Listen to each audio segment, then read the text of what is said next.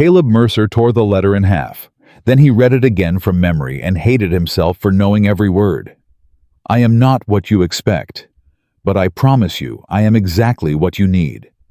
He'd advertised for a practical woman. Quiet. Sensible.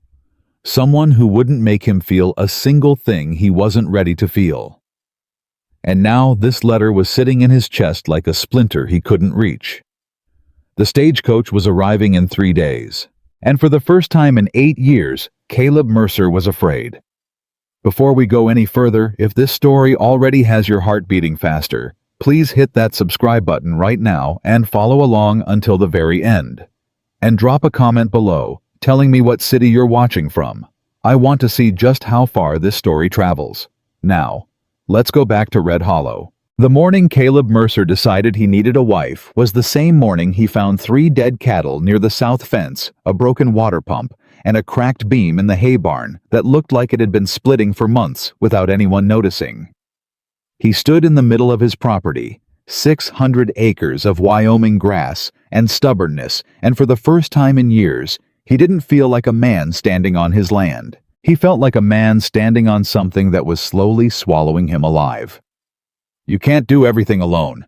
His foreman Roy Denton had told him that same afternoon, chewing the end of a straw with the lazy confidence of a man who'd said the same thing too many times to bother saying it gently anymore. You know that, I know that, even the cattle know that. The cattle don't know anything, Caleb said. The cattle know they're thirsty because the pump's been broken for 2 weeks, and you keep saying you'll fix it tomorrow. Caleb didn't answer. Roy spat on the ground.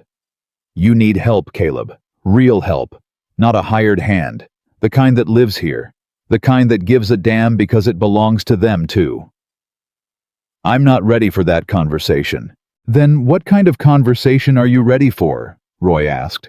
Because I've been working this ranch for 11 years, and I've watched you go from a man who laughed at the dinner table to a man who doesn't even own a dinner table anymore.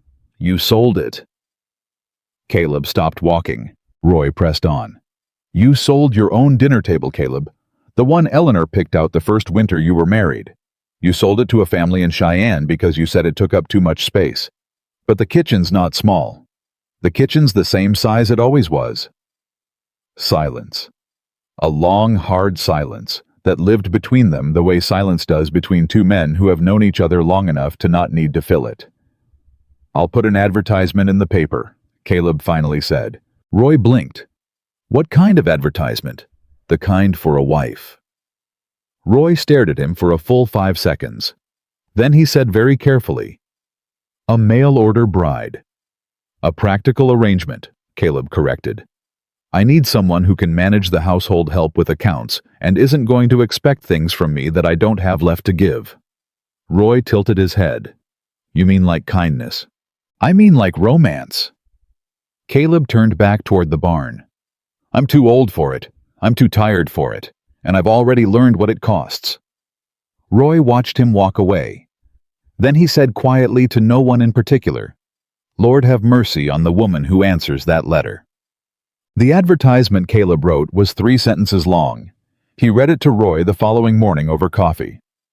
Rancher 38 Wyoming, seeking practical woman for legal union. Must be capable, independent, and not given to sentiment. Roy stared at him over the rim of his mug. That's the most romantic thing I've ever read, Roy said flatly. I nearly wept. It says what it needs to say. It says you want to hire someone and call her your wife. That is essentially what I want. Caleb, Roy set his mug down. I've been your friend since before you had gray in your beard, so I'm going to say this once and only once, and then I'm going to mind my own business. He paused. You are a good man who got hurt so badly that you built a wall so high you forgot there was a man on the other side of it. And that's fine. That's your right. But the woman who answers that letter is a real person. She has a life. She has a past. And whatever your intentions are about keeping this practical, she's going to matter. Because people matter, Caleb. Even when we don't want them to. Caleb folded the advertisement and placed it in his breast pocket. I'll mail it this afternoon, he said. Roy picked up his mug again. Don't say I didn't warn you. 41 letters arrived over the following 3 weeks. Caleb read every single one. Most were what he expected: women in difficult circumstances, women escaping bad situations, women who wrote with such careful, measured words that he could feel the desperation underneath every polite sentence. He understood desperation. He respected it. But he couldn't build a household on it. He set those letters aside. A few were bold women who wrote with confidence and humor, who described themselves like they were interviewing him rather than the other way around. He respected that too, but something about it unsettled him in ways he couldn't explain. He set those aside as well. And then there was the 41st letter. It arrived on a Tuesday, slightly crumpled at one corner, like it had been considered and reconsidered before being sent. The handwriting was clear, but not ornate. A woman who wrote the way she thought, directly, without decoration.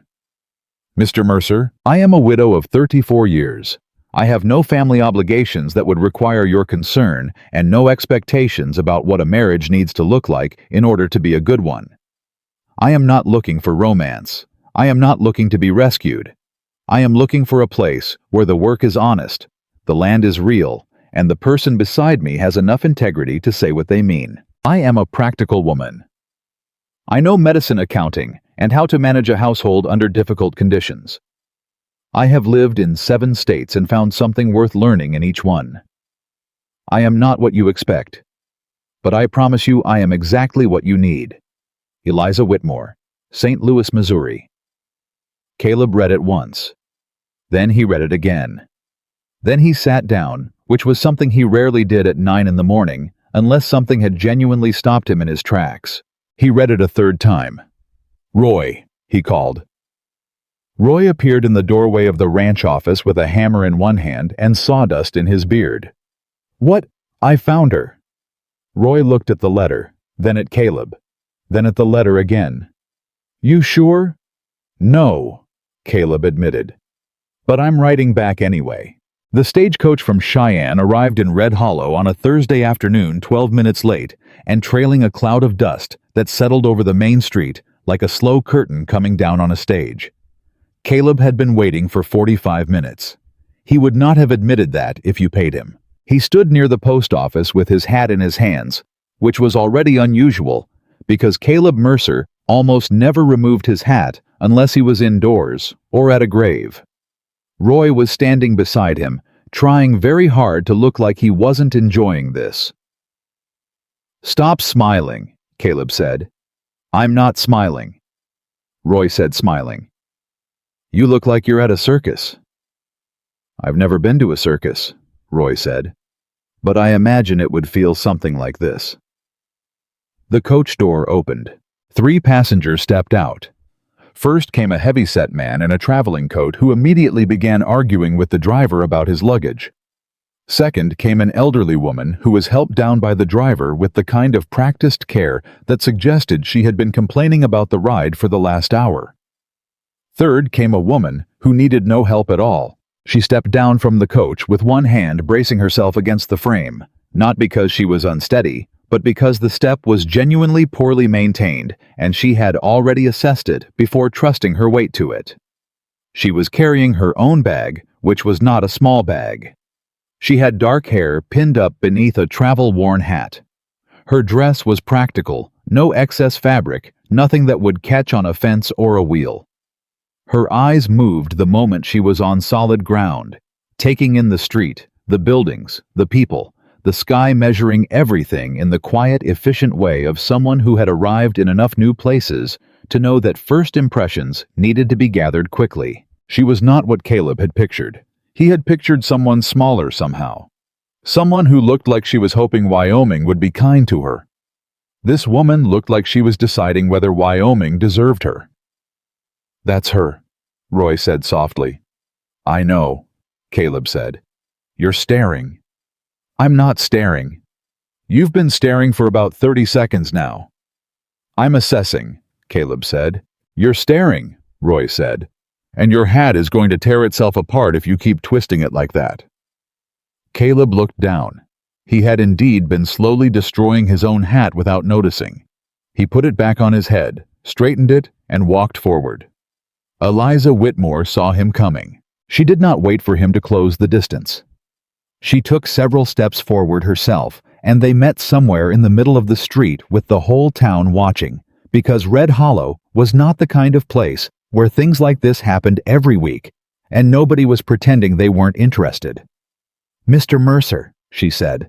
"Miss Whitmore," he said. She looked at him the way she had looked at the town directly, without performance, taking the measure of what was actually in front of her rather than what she had hoped or feared might be. He looked at her, the way he looked at horses he wasn't sure yet whether to trust. There was a pause. "You're taller than I expected," she said. "You're—" He started and then stopped, because the word that came to mind first was formidable, and he wasn't sure how she'd take it. "I'm what?" she asked. "Not what I expected," he said. Something shifted at the corner of her mouth. Not quite a smile, but the possibility of one. "My letter said as much," she replied. "It did," he agreed. Another pause. "Well," she said, looking past him toward the road that presumably led to the ranch. "Shall we? I'd like to see the property before the light's gone, if we're going to be practical about this." And she walked forward, leaving Caleb Mercer standing in the middle of the street, with his hat crooked and his foreman cackling quietly behind him. "Lord have mercy," Roy said under his breath. Caleb had prepared for her arrival the same way he prepared for everything practically efficiently and without sentiment. He had cleaned the spare bedroom. He had purchased 3 yards of fabric from the general store because Roy's wife Martha told him a woman ought to have the materials to make a room her own if she chose to. He had ensured there was food in the kitchen and wood for the stove, and nothing overtly embarrassing left out anywhere in the house. He had also at some point that he refused to examine too carefully removed the framed photograph of his late wife Eleanor from the hallway and placed it in a drawer in his office. Not because he was ashamed of it, not because he wanted to forget, but because there was something in him that understood without being able to articulate it yet that bringing a woman into a house that still belonged entirely to someone else wasn't fair. Not to Eleanor's memory, not to Eliza, not to anyone. He had not told Roy he'd done this. Roy would have made it into something. What Roy did notice the following morning was that Eliza Whitmore had been on the ranch for exactly 14 hours and had already identified 6 things that needed immediate attention. She left a list on the kitchen table. Roy told Caleb, appearing at the barn door with a piece of paper and an expression of pure delight. "It's very organized. She used numbers." Caleb took the list. 1. South fence post near the creek bend, rotted through. 1 hard rain and the cattle will be in the water. 2. Hay in the east barn is stored against the wall. Moisture. Will mold within 2 weeks. 3. The pump mechanism is bent, not broken. A smith can fix it in an afternoon. 4. 3 of the horses are showing early signs of hoof disease. Have you had a farrier out recently? 5. Your ledger is 3 months behind. I found it under the flour sack. 6. You have no vegetables. Not one. This is a nutritional concern and also, frankly, a quality of life concern. Caleb read the list twice. "She found my ledger under the flour sack," he said. "She found your ledger under the flour sack," Roy confirmed. "I was going to update it." "When?" Caleb folded the list. "Where is she now?" Roy pointed out the barn door. "Last I saw, she was in the south field assessing the fence." Caleb found her exactly where Roy said, crouched beside a fence post, with her hat pushed back, and one hand pressed against the wood, testing the resistance, the way someone did when they already knew the answer and were just confirming their instinct. She heard him coming and didn't look up. "The post is worse than it looks from a distance," she said. "The bottom 8 inches are completely compromised. If you're lucky, you've got a week before it fails." "I know about the fence," he said. "Then why hasn't it been fixed?" He stopped beside her. "I've been managing priorities." "The fence is a priority." She stood dusting her hands on her skirt in the completely unself-conscious way of a woman who had never cared much what dirt thought of her. "When cattle get into creek water unsupervised in spring, you lose animals. You know that." "I know that." "So what was ahead of this on the priority list?" He looked at her. She looked at him. "I'll get someone on the fence tomorrow," he said. "I can help today," she said. He frowned. "You've been traveling for 3 days." "I've also been sitting for 3 days," she said. "I don't do well with sitting. It's one of the reasons I'm better suited to ranch life than city life." She tilted her head. "Unless you have a problem with me working." "I didn't say that." "You looked like you were about to." He had been a little, though he couldn't have explained why.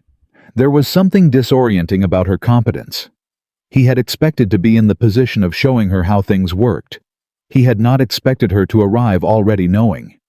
"The fence is in the south field," he said finally. "There are tools in the barn.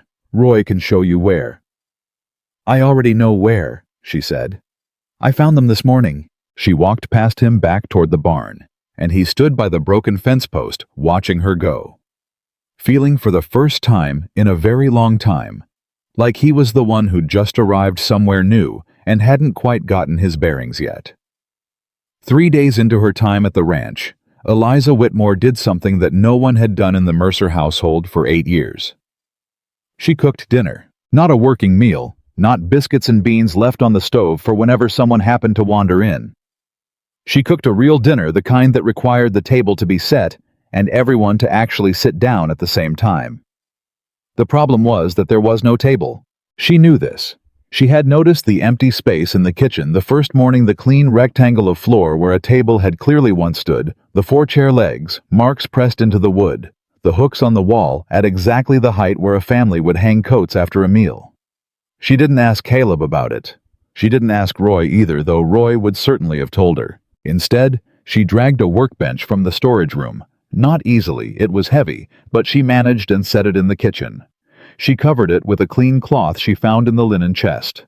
She set out 3 plates. When Caleb came in from the evening rounds, he stopped cold in the doorway. Roy nearly ran into him from behind. "What is this?" Caleb said.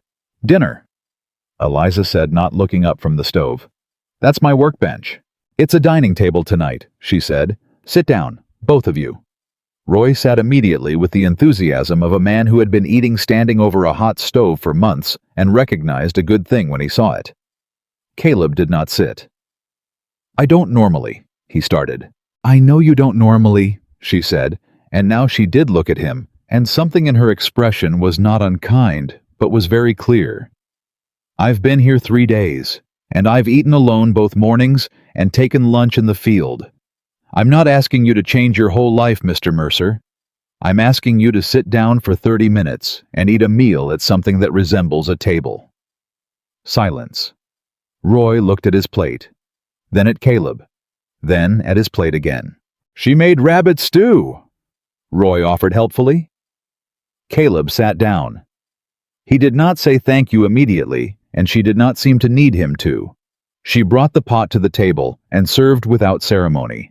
And for a moment, the 3 of them just ate, and the kitchen was quiet, except for the sound of spoons and the wind working its way under the eaves. Then Roy said, "This is the best thing I've eaten since Martha left to visit her sister in April." "When did Martha leave?" Eliza asked. "April," Roy said.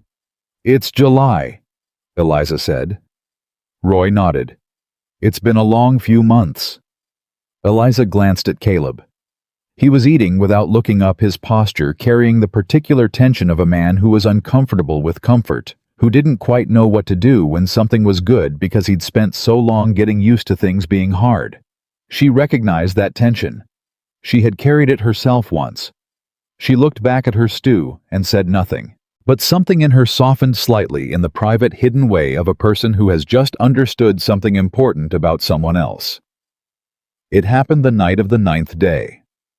Caleb came back from the north pasture later than usual, and the lamp was still lit in the kitchen, which surprised him because Eliza typically retired early in the way of someone who got up before dawn without needing to be told to. She was sitting at the workbench table, with a ledger open in front of her, and a cup of coffee at her elbow, and she had clearly been working for some time, because there were several pages of figures written in her handwriting sitting beside the original. She looked up when he came in. "I updated the accounts," she said. He pulled out the opposite chair, which he had stopped thinking of as a strange thing to do around day 6, and sat down heavily. He was tired. Not the satisfying tired of honest work, but the grinding tired of a man who had been carrying something heavy for too long. "I told you I'd get to the ledger," he said. "You did," she agreed. "And now you don't have to." He looked at the pages. Her handwriting was very clean, orderly, without being cold, the handwriting of someone who paid attention. "You found 3 invoices from February that were never filed," she said, "and an error from October that's been compounding. Once it's corrected, you're in better shape than you think." "How much better?" "Enough that the stress you've been carrying about the South Pasture extension doesn't need to be stress," she said. "You can afford it. You just didn't know it because the numbers weren't right." He stared at the pages. "My father was a country doctor," she said, and he looked up because it was the first time she had offered him anything personal, and they had both by unspoken agreement been careful not to reach for personal things. He couldn't always pay people in money. Sometimes he paid in accounts. He kept records of everything, who owed what, who had paid in labor or goods or favors. "I grew up learning that if the numbers aren't right, you can't trust what you think you know. So I learned to make the numbers right." "That's a useful thing to learn," he said. "It saved us more than once," she agreed. A silence, but not an uncomfortable one. "Your father," Caleb said slowly. "Is he still—" "He died 4 years ago," she said. "That's when I went back to St. Louis, to settle things." She turned a page in the ledger, not quite looking at him. "My husband died 3 years before that." "I'm sorry," Caleb said. "Don't be," she said, and then, catching the sharpness of it, softened her voice. "I mean, thank you. But I've made my peace with it, both of them. My husband was a good man who worked himself into an early grave because he didn't know how to stop. And my father was a great man who lived every single one of his years all the way through." She paused. "I've been luckier than most." Caleb looked at his hands on the table. The hands of a man who had also been working himself toward an early grave, though he hadn't thought about it in exactly those terms before. "Eleanor," he said. The name came out quieter than he expected. "My wife. She died in the winter of '77. Fever. It came fast, and then it was done. And there wasn't anything I could do." He stopped, swallowed. "We'd been trying for a family. She wanted children badly. I wanted whatever she wanted." He was quiet for a moment. "After she was gone, the only thing I could figure out how to do was work. So that's what I did." Eliza did not offer sympathy in the way people usually did. The soft sounds, the gentle expressions, the words that meant well and landed nowhere near the wound. She just listened. And when he was finished, she said simply, "That makes sense." He looked at her. "Grief that size has to go somewhere," she said. "You put it in the ranch. That's not wrong. It kept you alive." "It kept me alive," he agreed. "But it didn't really keep me here." She held his gaze for a moment, and it was the first time they had truly looked at each other, not in assessment, not in wariness, but in the simple, staggering act of recognition. Then she looked back at the ledger. "The South Pasture extension," she said, her voice returning to its practical register. "You should start on it in August. The numbers support it, and the ground will be better." He looked at the pages, nodded slowly. "All right," he said. "All right," she echoed. They sat in the lamplight for a while longer, both of them pretending to look at the ledger, neither of them really seeing it anymore.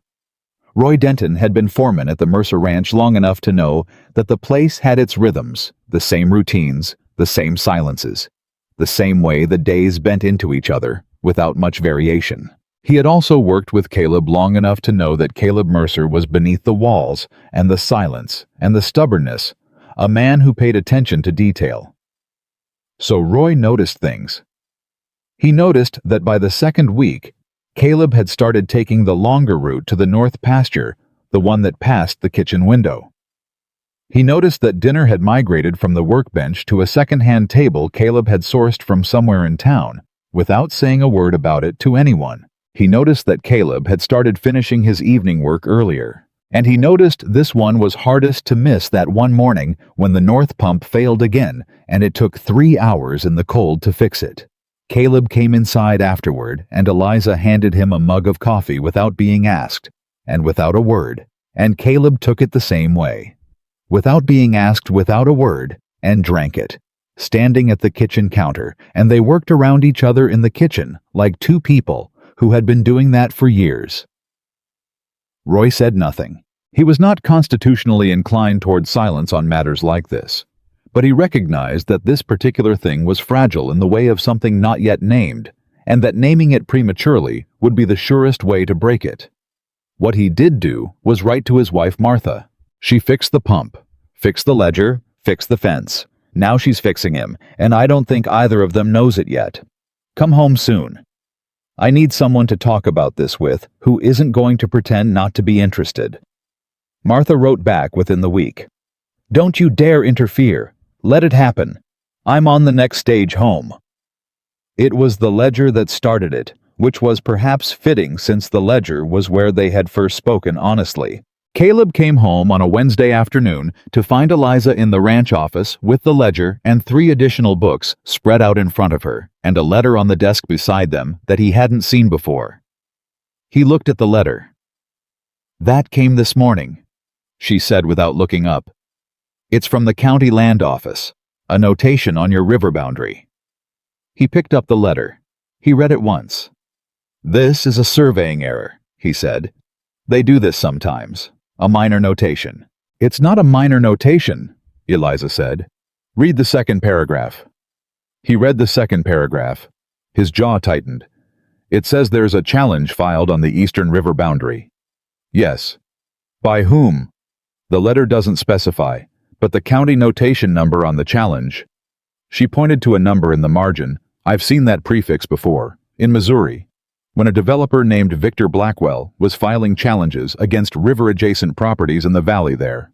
Caleb set the letter down very carefully. You know the name Blackwell. I know his methods, she said. He doesn't file challenges because he thinks he's right. He files challenges because the legal process takes long enough and costs enough that most ranchers settle rather than fight. He makes his money from the settlements. Caleb was quiet for a moment. Then he said, How do you know this? And something shifted in Eliza's face, something careful, the practiced stillness of a woman who had decided long ago what to say in moments like this, and what to keep back for later. My father treated a lot of families in Missouri, she said slowly. Families who had lost their land. Families who had gone through exactly this process and ended up with nothing. He told me about it. He kept records of what happened to them. Caleb watched her. Eliza, he said, we should contact the other ranchers in the valley, she said, her voice returning to its practical register. If Blackwell is filing challenges here, he's not doing it against one property. He's doing it against Eliza, he said again, and his voice was quiet but very firm. She stopped. You knew more than you put in that letter, he said, about why you were coming here. The silence that followed was of a different quality than any they'd had before. It had weight. It had edges. I knew there was a land developer moving through Wyoming, she said, and her voice was careful now, measured. I had heard the name in St. Louis in the context I described. I thought I might be useful here if that turned out to be true. That wasn't, she paused. That wasn't my only reason for coming. I want you to know that. But it was one of them, he said. Yes, she said. It was one of them. He looked at her for a long moment. She looked back not defiantly, not submissively, but in the specific way of a woman who had decided she was going to be truthful, even when the truth was uncomfortable, because anything else would ultimately cost more. I should have told you in the letter, she said. Yes, he said. You should have. He picked up the county notification and walked out of the office. She sat with the open ledger in front of her and did not move for several minutes. Then she closed the ledger, straightened the papers, and went to start the evening fire. Because whatever else had just happened, the evening still needed a fire, and that was something she understood how to deal with. He didn't speak to her at dinner that evening. Not with coldness. He was not a cold man by nature, whatever he had trained himself to become, but with distance. A careful, deliberate pulling back to behind the walls he'd built, walls that were so familiar to him that he could step behind them with his eyes closed. Eliza ate her dinner and said nothing. Roy looked between them, understood that he had somehow walked into the middle of the first real argument, and applied himself to his meal with tremendous concentration. After dinner, Caleb went to his office. He sat at his desk and looked at the county letter and the ranch map, and thought about the river boundary and the eastern pasture, and the 15 years he had put into this land, inch by inch, fence post by fence post, season by season. And then he found himself thinking about something that had nothing to do with fence posts. He found himself thinking about Eliza's face when she'd said it was one of them. Not ashamed, not lying, just caught. Caught between the truth she'd been holding and the moment it had to come out, and choosing to let it out rather than push it back down. He knew that feeling. He'd felt it every day for 8 years, the gap between the truth of what was inside him and the walls he had built to make sure it stayed there. He sat with that for a while. Then he went to bed. At some point in the early hours of the morning before dawn, he heard her moving in the kitchen quietly, the way someone moves in a shared house when they're trying not to wake anyone. He lay in the dark and listened to the sound of her being there. The small, ordinary sounds of a person existing in the same space as him, and realized something that hit him with the particular force of things you've been refusing to look at for so long that when you finally look, the size of them takes your breath away. He didn't want her to leave. Not because of the ranch. Not because of the accounts or the fence or the practical arrangement he'd advertised for. He just didn't want her to leave. He stared at the ceiling for a while. Then in the morning he went to the kitchen earlier than usual, and started the coffee. When Eliza came in and found it already made, she stopped in the doorway. He didn't look up from the stove. "About the other ranchers," he said. "You're right that we need to talk to them. Do you know who Blackwell might have approached first?" A pause. "River-adjacent properties," she said, her voice carefully even. "He goes for the water access first." "The Henderson place is right on the river," Caleb said. "Tom Henderson. Good man. I should ride over today." "I'll come," she said. He looked at her then. Not with warmth exactly, not yet, but with the particular expression of a man who has decided somewhere in the dark hours before dawn that the wall is costing more than whatever it was built to protect. "All right," he said. She moved to the stove, poured herself a cup of coffee, and stood beside him, and neither of them said anything about the argument, or about the letter, or about the thing that was quietly, terrifyingly beginning to grow in the space between the walls. But the air between them was different, and Roy, when he came in 20 minutes later and found them both drinking coffee in the kitchen in the morning light, stopped dead in the doorway, looked at both of them, looked at his own mug and said, "I am not going to say a word." "Good," Caleb said. "Not a single word," Roy confirmed, and sat down and smiled into his coffee. Red Hollow was the kind of small town where the news moved faster than any stagecoach. Within a week of Eliza Whitmore's arrival, everyone in town knew the broad strokes Caleb Mercer had taken. A mail-order bride, she had stepped off the coach carrying her own luggage, and she had apparently fixed the water pump, updated the ranch accounts, and somehow gotten Caleb Mercer to eat at something resembling a table, all within the first 2 weeks. This last item was considered the most remarkable. "Caleb Mercer ate at a table?" asked Mrs. Paulson, who ran the general store with the combined authority of someone who controlled both the dry goods supply and the town's primary gossip network. "A workbench," Roy said carefully, picking up a sack of flour. "But it was covered with a cloth." Mrs. Paulson considered this. "That's practically civilization," she said. The town liked Eliza on the whole, which surprised some people who had expected to feel sorry for her. The widow who'd answered an advertisement for a loveless, practical arrangement in the middle of Wyoming. They had expected someone a little sad, a little diminished. Instead, they got a woman who had opinions about the price of corn at the feed store, who helped Dr. Ingram with a difficult birth in mid-July, without being asked who sat with old Mr. Clary when he fell and couldn't get up and needed someone to stay with him until his son came, who asked questions at the town meeting about the county land notices with the calm precision of someone who had done this before. That last part caught attention. After the meeting, Hattie Greer, who ran the boarding house and had no patience for anything indirect, walked straight up to Eliza and said, "You know something about these land challenges, don't you?" It was not a question. "I know about the methods," Eliza said. "Then you should talk to the ranchers," Hattie said. "Some of them have already gotten letters. They're scared, and scared men make bad decisions." Eliza looked at Hattie for a moment, assessing the way she measured and assessed everything. "Who are you?" she asked. "Hattie Greer," Hattie said. "I've lived here 30 years. I know everyone and everyone knows me. If you need information or access, you go through me." "And what do you want in return?" Eliza asked. Hattie almost smiled. "I want whoever is behind this to not take another family's land in my valley." She paused. "The Henderson family lost their barn last year and nearly didn't make it through winter. They cannot lose their river access too." Eliza nodded slowly. "Then let's start with the Hendersons," she said. Behind her 20 feet away, and pretending to examine the town notice board, Caleb Mercer had heard every word of this conversation. He stood very still for a moment. Then he adjusted his hat and turned to follow his wife. His wife. It was the first time he had thought of her that way, not as the practical arrangement, not as the woman who answered the advertisement, but as his wife with all the weight that word had always carried for him, all the grief and love and loss it contained, and the fact that it had arrived in his mind now quietly, naturally, without warning, settled into him like something that had been waiting a long time to find its place. He walked faster to catch up.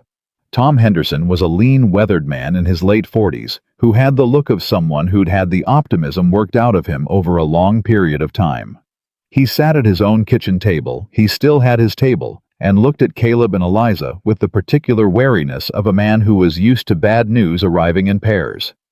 "I got a letter," he said, "from the county, about the river survey." "So did I," Caleb said. "What did yours say?" Tom passed it across the table. Eliza read it first. She was faster, and Caleb was beginning to stop being surprised by this, and her expression didn't change, which Caleb had come to understand was a sign that things were exactly as bad as she'd expected. "It's the same language," she said. "Almost word for word." "What does that mean?" Tom asked. "It means these letters aren't coming from the county," Eliza said. "They're being drafted by someone who knows the county's administrative language well enough to mimic it, but the phrasing in the challenge notice is identical to letters filed in Missouri in 1881. She set the letter down. "Tom, have you had any visitors recently? Anyone interested in buying land? Anyone who came through asking about the river access?" Tom's jaw tightened. "A man came through about 3 weeks ago, said he was a surveyor, from Cheyenne. He walked the property line along the river for a day and a half and then left." "Did he show you papers, credentials?" "He had papers," Tom said slowly. "I didn't read them very carefully." "Did he leave you a card? A name?" Tom went to a drawer and came back with a small printed card. He put it on the table. Eliza looked at it. She did not react outwardly. But Caleb, who had been watching her face for weeks, now saw the slight tightening at the corners of her eyes. "Eliza," he said quietly. "This is one of his men," she said. "I've seen this name before. He does the initial surveys. He files the falsified assessments. And then Blackwell arrives to offer to take the legal problem off your hands for a fraction of what the land is worth." "Why would anyone do this?" Tom said. "It's just a farm. It's river access," Eliza said. "Tom, whoever owns the eastern river boundary controls the water rights for the upper valley. That's not just one farm. That's leverage over every ranch that depends on that water." The kitchen went very quiet. Tom looked at his table, at his hands. "What do I do?" he asked. Eliza looked at Caleb. And Caleb, who had spent 8 years being the man who handled everything alone, who kept his own counsel, who trusted no one with the weight of his problems, looked back at her and said simply, "We're going to fight it, together." Tom looked between them. "Can we win?" he asked. Caleb didn't look away from Eliza. "Yes," he said, "we can win." She held his gaze for just a moment, and then she looked at Tom and said, "Tell me everything you can remember about the surveyor, every word he said, every question he asked." She pulled a small notebook from her pocket. "We're going to need it all." The evening deepened around them. The lamp in Tom Henderson's kitchen burned lower. Outside, the Wyoming wind moved through the grass in the long, low way it always did. Indifferent, ancient, and entirely unaware of the thing that was forming around that table. Three people deciding quietly and without ceremony that the valley where they had each built their lives was worth the cost of protecting it. And in the weeks that would follow, that decision would cost more than any of them knew. But that evening, just that evening, it felt like the first real thing Caleb Mercer had chosen in 8 years. Not because of the ranch, not because of the water rights, because of the woman across the table who was writing down every word. The notebook Eliza kept was small, leather-bound, worn at the corners. The kind of book that had clearly survived a great deal of travel and a great deal of use. By the time she and Caleb rode back from the Henderson place that evening, it had 6 pages of notes in it. Caleb didn't ask to read it, but he watched her open it at the kitchen table after dinner. Watched her add 3 more lines she'd remembered on the ride back, watched her underline something twice, and then sit back and stare at the ceiling the way a person did when they were sorting through more than they'd been expecting to find. "How many names?" he asked. 4 so far," she said. "The surveyor who visited Tom. 2 names from the Missouri records my father kept, and 1 that appeared in a county filing in Nebraska in 1882 that I read about in a newspaper." She paused. "They move together. Blackwell doesn't operate alone. He has a network, a surveyor who falsifies the assessments, a lawyer who files the challenges, and at least 1 man inside the county land office who makes sure the paperwork gets processed without too many questions." Caleb was quiet for a moment. "You've been investigating this for a while." "Since before I came here," she said. "Yes." He didn't say anything about that. He had decided somewhere on the ride home that he was going to stop being angry about the things she hadn't told him in the letter and start paying attention to what she was telling him now. It was a practical decision.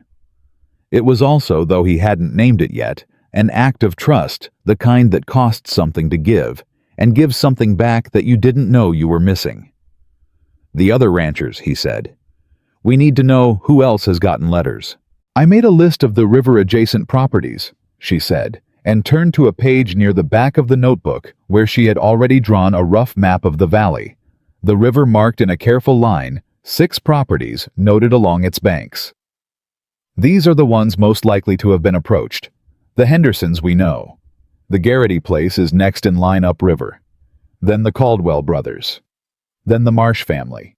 Mary Marsh lost her husband last spring," Caleb said. "She's running that place with her 2 sons. Oldest is maybe 16. Eliza looked up. "Then she's exactly the kind of person Blackwell targets," she said. "A woman alone, limited legal resources, no one to stand next to her in a county office and push back." She paused. "We need to get to her before he does." "We can ride out tomorrow," Caleb said. "Tonight would be better." He looked at her. If Blackwell's man was already at the Henderson place 3 weeks ago, she said, he's had time to visit everyone else on this list. We may already be behind.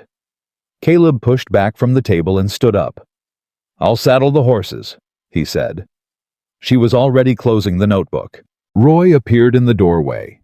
He had a talent for appearing in doorways at significant moments that Caleb had stopped questioning and looked between them with the expression of a man processing information rapidly. "Where are we going?" "The Marsh place," Caleb said. "Tonight? Tonight?" Roy looked at Eliza.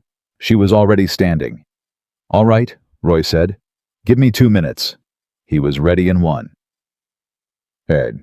Mary Marsh opened the door with a rifle, which none of them took personally, because a widow running a ranch with 2 boys and no man on the property opened every door that way after dark. When she recognized Caleb, she lowered it. When she saw the woman beside him, something shifted in her face, not hostility, but a rapid recalibration, the expression of someone who had heard the town talking and was now meeting the reality of what the town had been talking about. "Caleb," she said, "this late." "I'm sorry, Mary," he said. "This is my wife Eliza. We've got a situation we think you need to know about tonight." Mary looked at Eliza for a moment. Eliza said, "Have you received any letters from the county about your river boundary in the last month?" Mary's hand tightened on the door frame. "Come in," she said. The letter she showed them was dated 3 weeks earlier, the same week as Tom Henderson's. The language was nearly identical.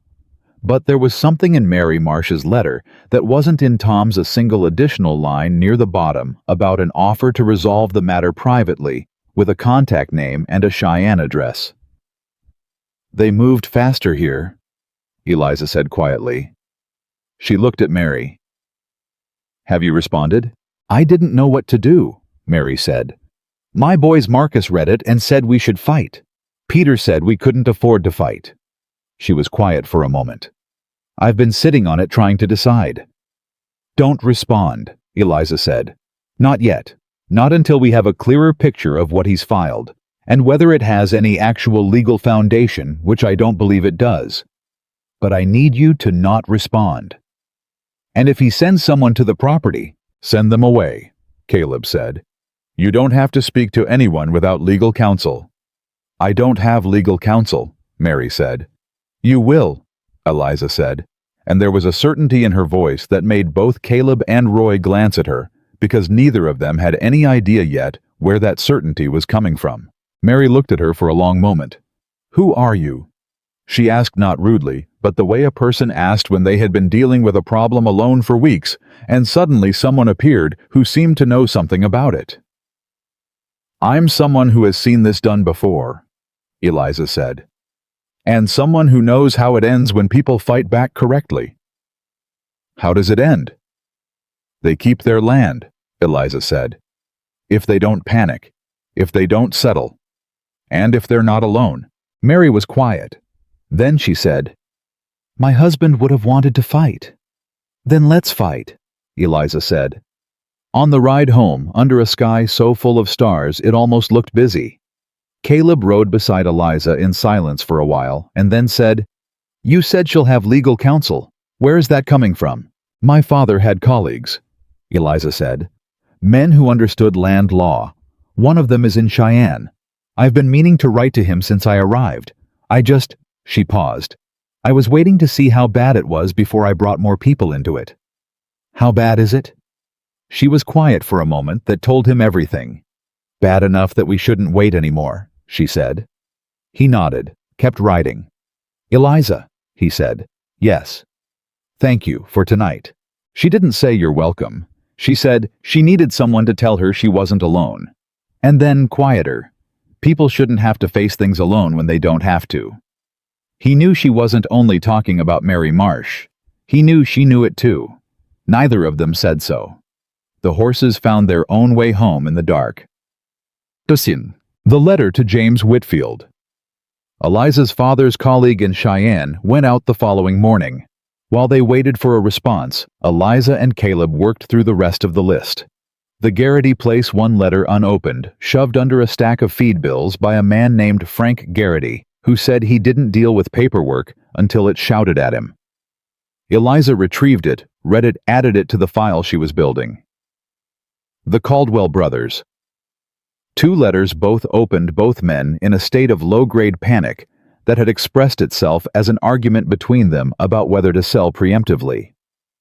Eliza talked them down from the ledge by spending 45 minutes at their kitchen table, explaining step by step exactly how the scheme worked and why walking away was the one thing they absolutely could not do. The younger Caldwell brother, Daniel 26, with the nervous energy of someone who'd been holding a lot of fear very tightly, kept interrupting to ask questions. And each time Eliza answered him directly, without softening the truth, but also without adding any more fear than was already there. And by the end of it, Daniel Caldwell looked at her with the expression of a man who had been drowning and had just been handed something solid. "You've done this before," he said. "Haven't you?" "I've seen it done," she said. "There's a difference." "Not much of one," he said. On the ride back from the Caldwell place, Roy pulled his horse up beside Eliza's and said unprompted, "You know what you remind me of." "I'm sure you'll tell me," she said. "My grandmother?" he said. "She came over from Ireland with nothing, watched half her town starve, and then spent the rest of her life making sure every person she could reach had enough to eat and enough information to protect themselves." He paused. "She never thought of herself as doing anything remarkable. She just thought someone had to." Eliza looked at him. "She sounds like she was a remarkable woman," she said. "She was," Roy said. "She'd have liked you." Eliza turned back to the road. After a moment she said quietly, "That's one of the kindest things anyone's said to me in a while." Roy shrugged satisfied and fell back to ride beside Caleb, who had heard the whole exchange and said nothing, but whose expression had done something complicated in the way it sometimes did when he was processing more than he could easily put into words. Tom. The reply from James Whitfield arrived 11 days after Eliza's letter went out. It was long, 4 dense pages in the handwriting of a man who had a great deal to say, and a great deal of experience saying it precisely. Eliza read it at the kitchen table, while Caleb stood by the stove, not pretending to do anything else. She read the first page without speaking. She read the second page without speaking. Halfway through the third page she stopped. "What?" Caleb said. She read the paragraph again. Then she looked up. "Blackwell has already filed a formal challenge," she said. "With the county office. Not a notice of formal filing. It was submitted 10 days ago." The kitchen was very quiet. "How did he file it so fast?" Caleb said. "We only found out about the letters 3 weeks ago." "Because the letters weren't the beginning," Eliza said. "The letters were the middle. The beginning was the surveyor 3 months ago, maybe longer." She turned the page. "James says the challenge cites a survey from April. April Caleb. Someone was on your land in April walking your river boundary and you didn't know." He pushed off from the stove. "That's not possible. I would have seen—" "Would you?"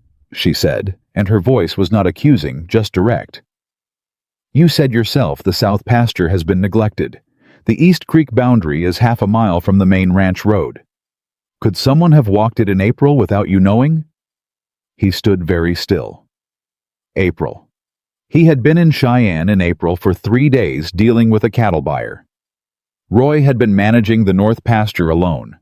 The ranch had been for 72 hours essentially unmonitored on its eastern edge. "What else does he say?" Caleb asked.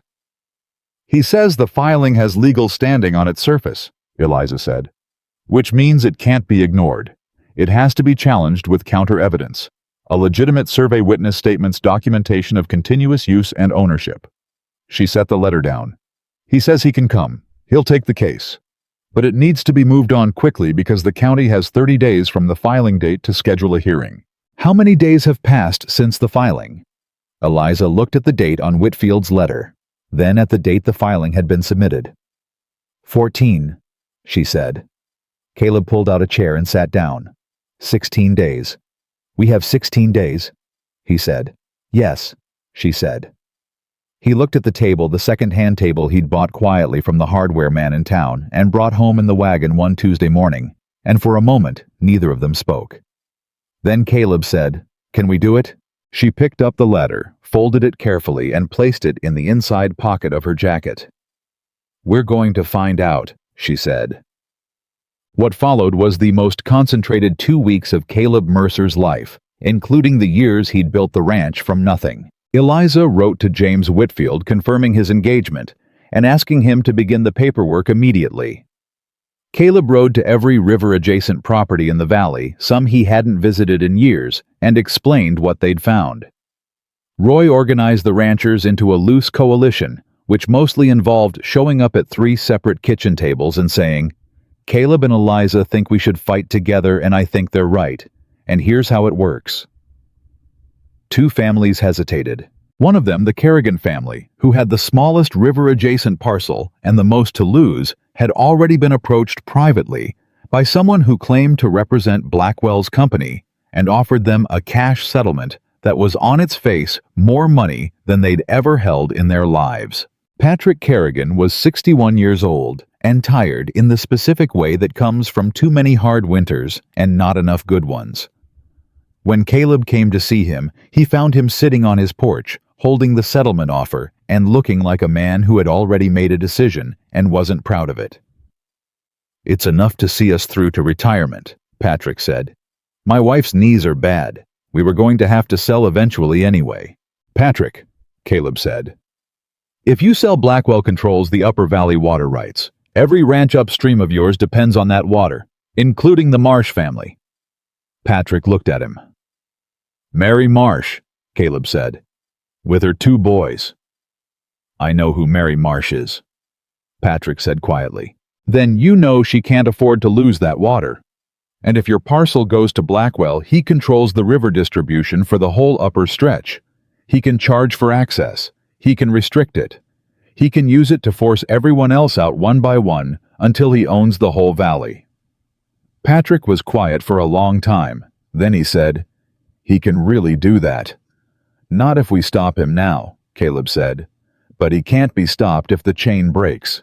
And you're in the chain, Patrick." Patrick looked at the settlement offer again. Then he put it in his shirt pocket without looking at it again, the way you put something away when you've decided you're not going to look at it anymore.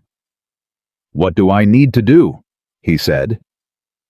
Caleb put his hand on the older man's shoulder. "Come to the meeting at my place on Saturday," he said. "Eliza will explain the rest." The Saturday meeting filled the Mercer Ranch yard in a way it hadn't been filled in years. 11 families, 23 adults, several of them dragging along older teenagers who were old enough to understand what was at stake. Roy's wife Martha, who had come home from her sister's by stage the previous week, taken one look at the situation and immediately started organizing food, had set up enough coffee and bread to feed everyone twice over. Eliza stood at the front of the gathering with the kind of composure that came not from a lack of nerves, but from having done something difficult long enough to know that nerves were manageable. She had the notebook. She had the file she'd built over the past weeks. She had the letter from James Whitfield, and she had laid out on a long table beside her copies of every letter every family in the valley had received side by side, the identical language visible to anyone who bothered to look. She let them look. She gave them a full minute to stand there and look at 11 letters that were essentially the same letter before she said a single word.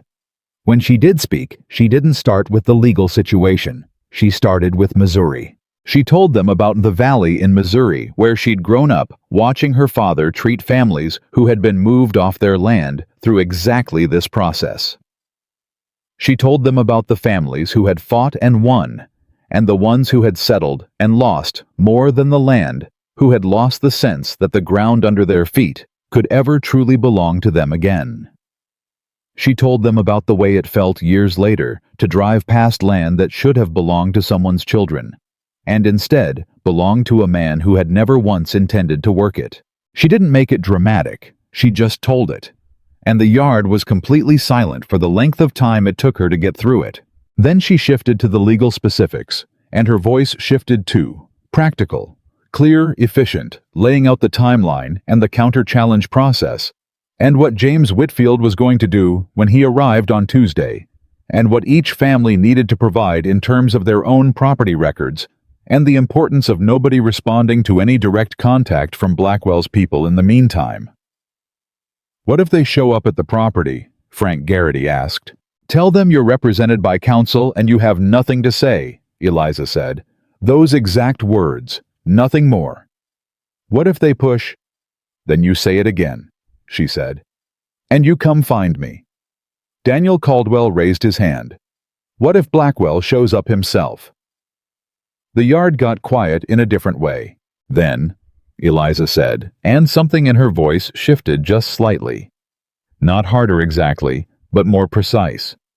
the voice of someone who had thought about this particular question more carefully than most of the others.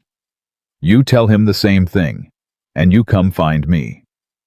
Patrick Kerrigan, standing near the back, said quietly, "What do you know about this man, Mrs. Mercer, personally?" Personally. It was the first time anyone outside the household had called her that. Mrs. Mercer. It landed in the yard, and landed in Caleb's chest simultaneously, and he saw Eliza absorb it without reacting outwardly, the way she absorbed most things, taking it in, processing it, giving nothing away. "I know he believes people's fear is more powerful than their rights," she said. "And I know he's wrong about that, but only when people decide he is." She looked around the yard. "He picked this valley because he thought you were isolated enough to be scared into submission," she said. "He didn't know you'd find out at the same time. He didn't know you'd talk to each other. And he absolutely did not plan for all of you to be standing in the same yard on a Saturday morning, which means we already have something he didn't account for." She paused. "Don't give it up." The yard was silent for another moment. Then Martha Roy's wife, who had an opinion about most things and generally shared it, said loudly from near the coffee table, "Well, I'm in."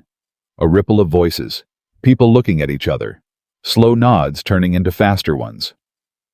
"We're in," Daniel Caldwell said. "In," said Tom Henderson. Patrick Kerrigan from the back said nothing. But he moved forward slowly, deliberately, the movement of a man making a decision with his body, because words weren't quite enough for it, and stood in the front of the group. That was enough. What? James Whitfield arrived on Tuesday as promised, a lean, sharp-eyed man of around 60, who shook Caleb's hand once briefly and then immediately looked at Eliza and said, "You've been building the case already, haven't you?" "As much as I could without legal standing," she said. "Show me," he said. He spent 4 hours at the kitchen table with her notes, her files, the copies of all 11 letters, and the original survey records Caleb had retrieved from his own ranch documents. Roy sat in the corner and kept the coffee coming. Caleb stood by the window for the first hour, and then at some point pulled up a chair to the table and sat down too because watching was no longer enough. At the end of 4 hours, Whitfield sat back, removed his glasses, and looked at the ceiling. "It's enough," he said. "It's tight, but it's enough. The survey he filed has 2 errors that I can demonstrate with your original land documentation. The chain of title on the water rights has never been disputed in 40 years. And the pattern you've established, 11 identical letters, is not something a judge is going to overlook." He paused. "But I want more witnesses. And I want someone from the county land office willing to talk about how this filing got processed without standard review." Eliza looked at Caleb. Caleb said, "I know the county clerk. He's a good man. He may not know what he processed." "That's actually better," Whitfield said. "An honest man who was deceived is more useful in a hearing than a dishonest man who cooperated." "I'll ride to the county office tomorrow," Caleb said. Whitfield nodded. He began gathering the papers into a careful stack.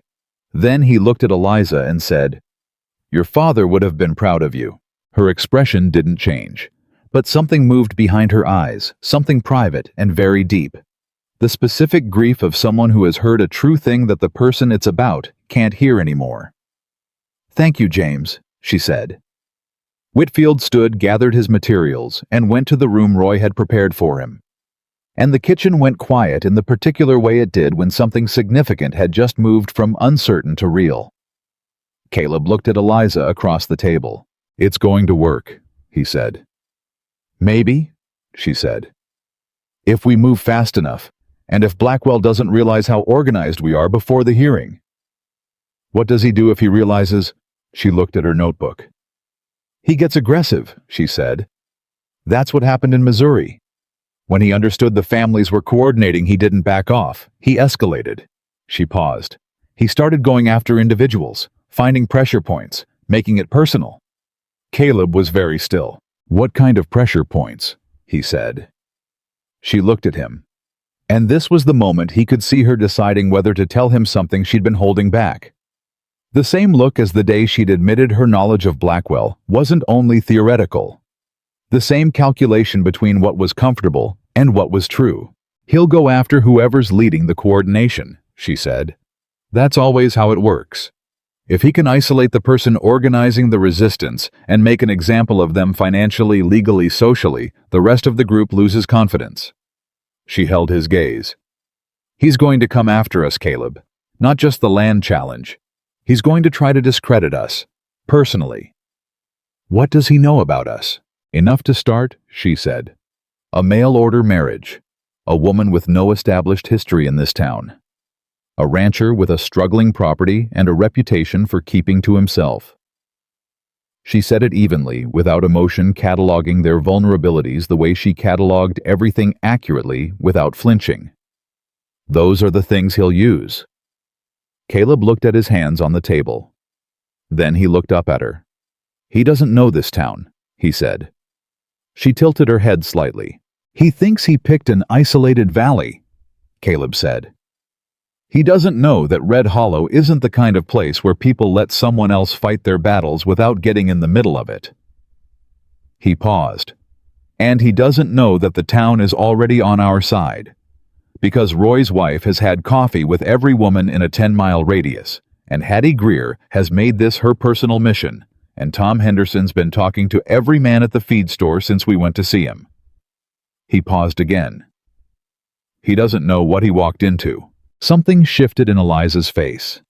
Not the small, suppressed possibility of a smile she'd offered him the day she stepped off the stage. Something larger. Something she didn't bother to contain. No, she said. He doesn't. Caleb almost smiled back. And that barely their exchange in a kitchen with cold coffee and a pile of legal papers between them was the closest either of them had come yet to saying the thing that was building steadily, undeniably, in the space between all the practical words. It was Hattie Greer who brought the warning. She arrived at the ranch on a Thursday morning, riding her own horse with the upright determination of a woman who did not make unnecessary journeys, and found Caleb in the yard and said without preamble, "He's here." Caleb stopped. "Blackwell. Arrived last night," Hattie said. "Staying at the hotel on Birch Street. He brought 2 men with him.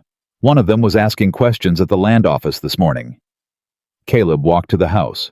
He opened the door and said, "Eliza." She came from the back room where she'd been working with Whitfield. She took one look at Caleb's face and said, "He's here." "Last night," Caleb said. She was quiet for exactly 2 seconds. Then she turned back to Whitfield and said, "We need to move the document filing to today. Can you get to the county office this afternoon?" "If we leave in an hour," Whitfield said. "Then we leave in an hour," she said. Roy appeared as Roy did. "What do I do?" "Go to the Hendersons," Eliza said. "Tell Tom to expect contact today or tomorrow. Tell him to say nothing, engage no one, and come find us if anyone arrives at his property." She paused. "And tell Martha to let Hattie know what's happening. Hattie will tell the right people." Roy looked at Hattie. Hattie said, "I'll tell the right people regardless." "Good," Eliza said, and she was already moving, already gathering the documents. Caleb stood in the middle of his own kitchen and watched his wife coordinate the defense of an entire valley with the efficiency of someone who had. He was beginning to understand, been preparing for exactly this kind of moment for a long time. He felt something that he couldn't have named easily. Something that sat in the region of his chest where grief had lived for 8 years. And it wasn't grief, and it wasn't fear, and it was the most unsettling and clarifying thing he had felt in a very long time. He put on his hat. "I'm coming to the county office," he said. "I know," she said.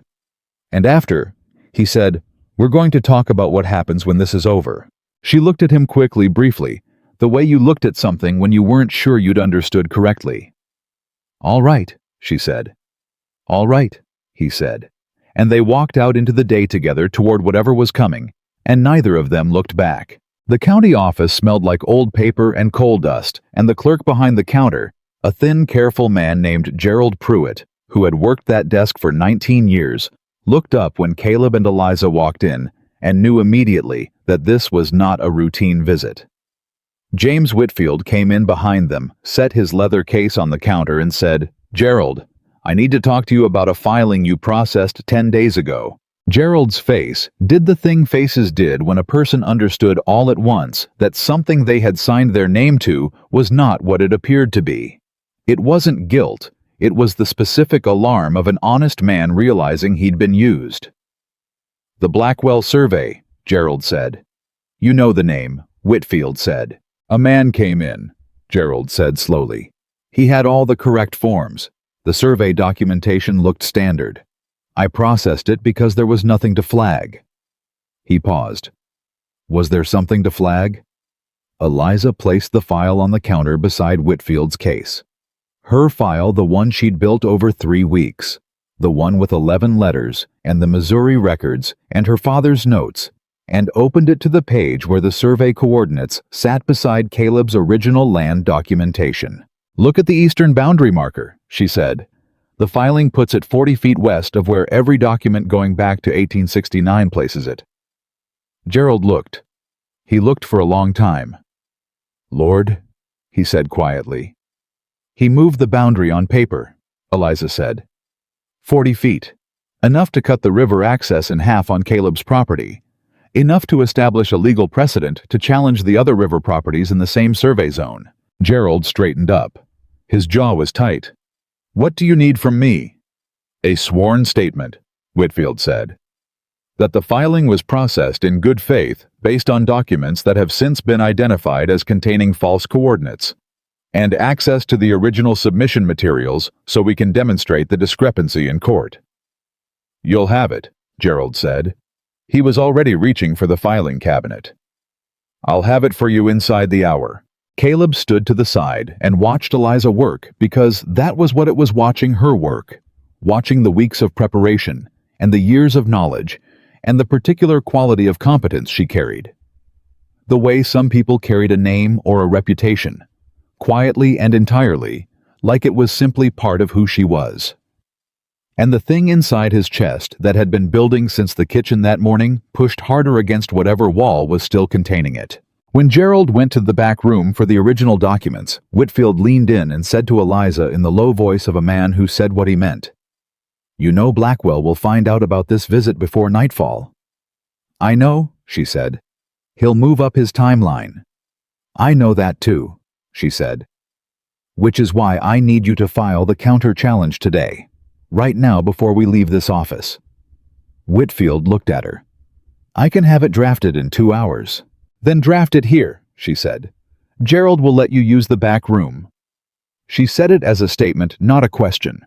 She looked at Gerald, who had just returned with a stack of documents. Gerald said, "Of course. Back room's free." Whitfield picked up his case and followed Gerald without another word, because Whitfield was smart enough to recognize that the person running this operation was not in fact the lawyer. They were back at the ranch by mid-afternoon. Roy met them in the yard with the expression he used when news was bad, and he was trying to decide how to frame it. "Blackwell's man came to the Henderson place this morning," he said. "Tom turned him away, said what Eliza told him to say, but the man left a card and said Mr. Blackwell would like to meet with the ranchers directly. Tonight. At the hotel." "Of course he does," Eliza said, climbing down from the horse without waiting for help. "He knows we went to the county office. He wants to get ahead of the counterfiling." "Are we going?" Caleb asked. She handed her reins to Roy and kept walking toward the house. "No," she said. "We are absolutely not going." Caleb followed her inside. "If we don't show up, he'll use it to say we're not negotiating in good faith. If we show up, he controls the setting the conversation and every word that comes out of it," she said. She turned to face him in the kitchen. "He wants us in that room because a hotel room is his territory. He'll have his lawyer there. He'll have whatever pressure he intends to apply already arranged. We walk in, and we're already behind." She paused. "We send word that we're happy to meet with him in Whitfield's presence at a time of our choosing with all 11 families present. If he wants to negotiate, he can negotiate with everyone he tried to steal from." Caleb looked at her. "He won't agree to that," he said. "No," she said. "He won't. And that's exactly the point." He was quiet for a moment. "You want him to refuse?" I want it on record that he refused a good faith meeting with legal representation and all affected parties, she said. Because in 16 days, when we're in front of a judge, how a man behaved in the week before the hearing tells a story. Caleb sat down. Roy, who had appeared in the doorway because Roy always appeared in doorways, said, "She's right." "I know she's right," Caleb said. "Just making sure you knew," Roy said. "Write the response to Blackwell," Caleb told Eliza. "I'll have it delivered to the hotel by this evening." She was already sitting down with paper. Victor Blackwell's reply came back within 2 hours, and it was not the reply any of them had expected. It wasn't a refusal. It was a counteroffer, and it was directed not at Caleb, not at Whitfield, not at the coalition of ranchers. It was directed at Eliza specifically. The letter was formal on its surface, but what it said underneath the formal language was something much colder. It acknowledged that Mrs. Mercer appeared to be coordinating the Valley's legal response. It noted that her background, a widow of limited established history in Wyoming, made her an interesting choice to lead such an effort, and it said with the particular precision of a man who did his research before he applied pressure, that he looked forward to discussing her previous involvement in a similar matter in Missouri, specifically in the county of Jefferson in the spring of 1879. Jefferson County, spring of 1879.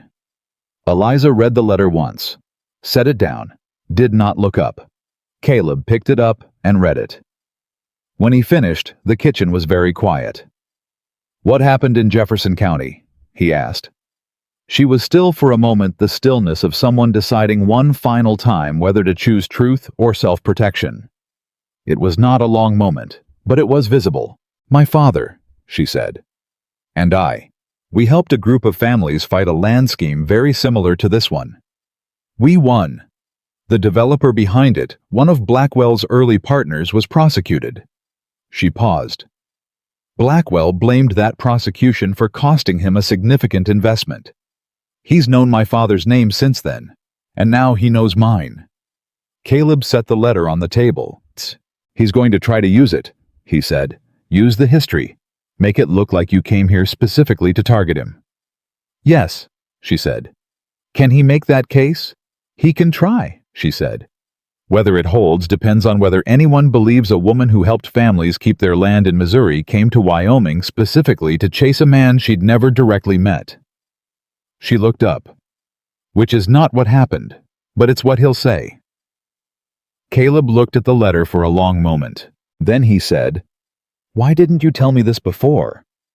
She met his eyes. "Because I didn't know how much it mattered until now," she said.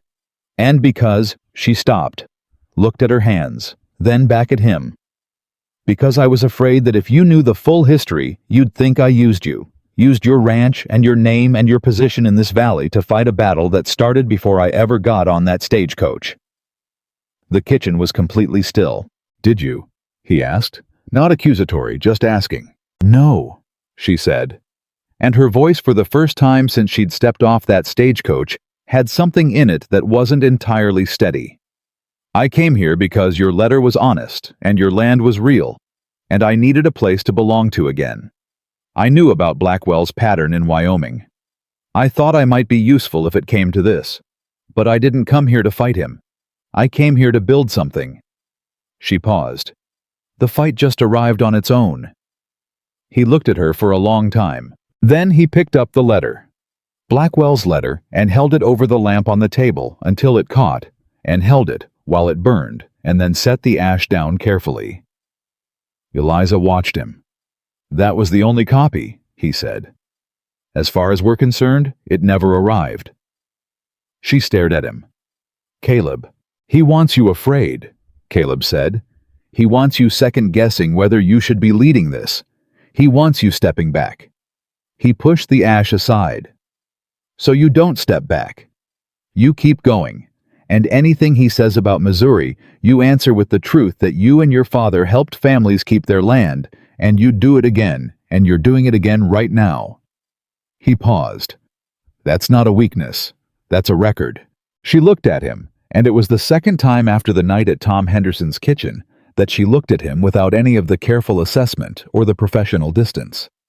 Just directly, fully, The way you looked at someone when they had just said the exact right thing at the exact right moment, and you had not expected it.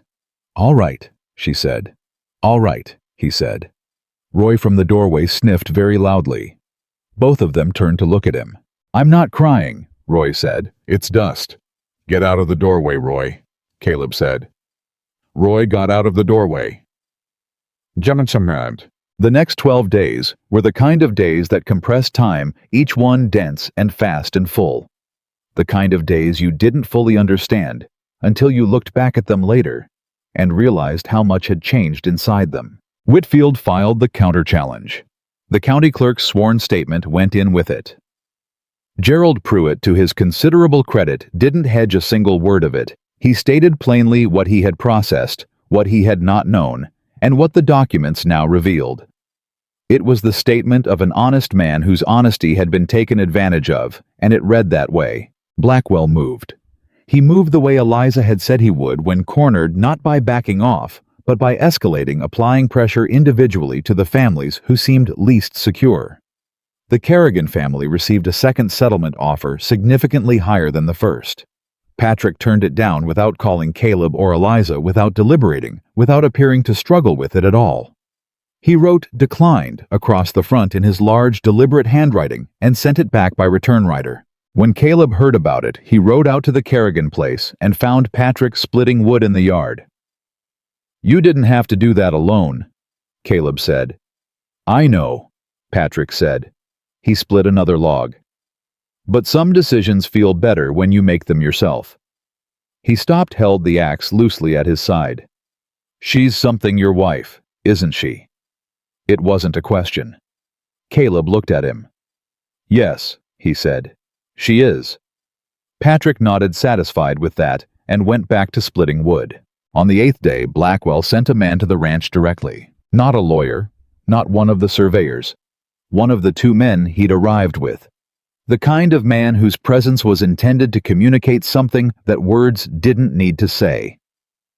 He knocked on the ranch door in the mid-morning while Caleb was in the north pasture, and when Eliza answered, he told her that Mr. Blackwell would like to speak with her husband at his earliest convenience, and that some situations were easier resolved before they became public, and that Mr. Blackwell was a reasonable man with reasonable terms for reasonable people. Eliza looked at him for a moment. Then she said, "Tell Mr. Blackwell that my husband and I will see him in the courtroom, and that's the only room where we intend to speak to him."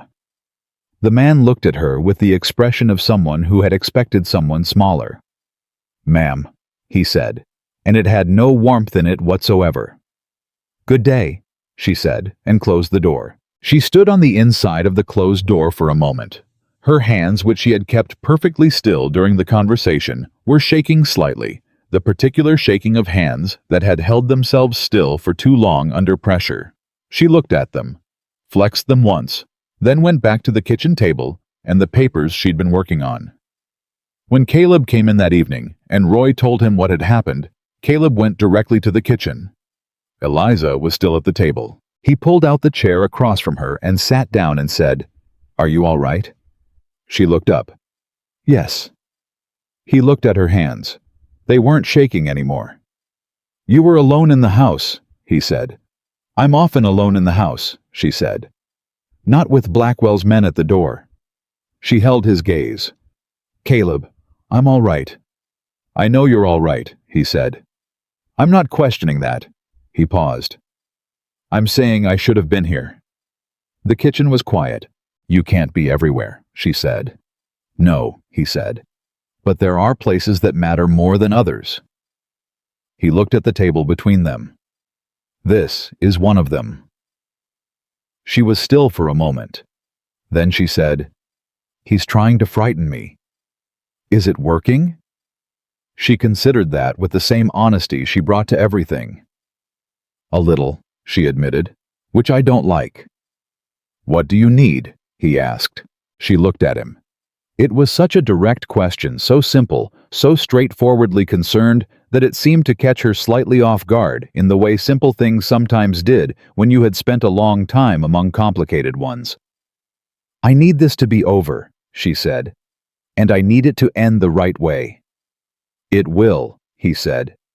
You don't know that, she said. No, he said. But I know Whitfield, and I know Gerald Pruitt, and I know 11 families who are not going to flinch. He paused. And I know you, and that's enough. She looked at him across the table. The second-hand table he had brought home without saying anything about it, and for a moment neither of them moved. Then she reached across and put her hand over his. Just briefly, just for a second. Then she pulled it back and looked at the papers. The hearing is in 4 days, she set her voice back to its working register. I know, he said. Whitfield wants to review the final documents tomorrow morning. I'll be here, he said. Good, she said. And they sat together at the table in the lamplight, working through the final preparation for the fight that was coming. Neither of them speaking about the thing that had just passed between them, both of them carrying it forward into the work. Outside, the Wyoming wind moved through the grass. 4 days. The morning of the hearing, Caleb was up before dawn. He was standing at the kitchen stove when Eliza came in, and he had the coffee made the same way he had the morning after their first real argument, and she stopped in the doorway the same way she had then. You didn't sleep, she said.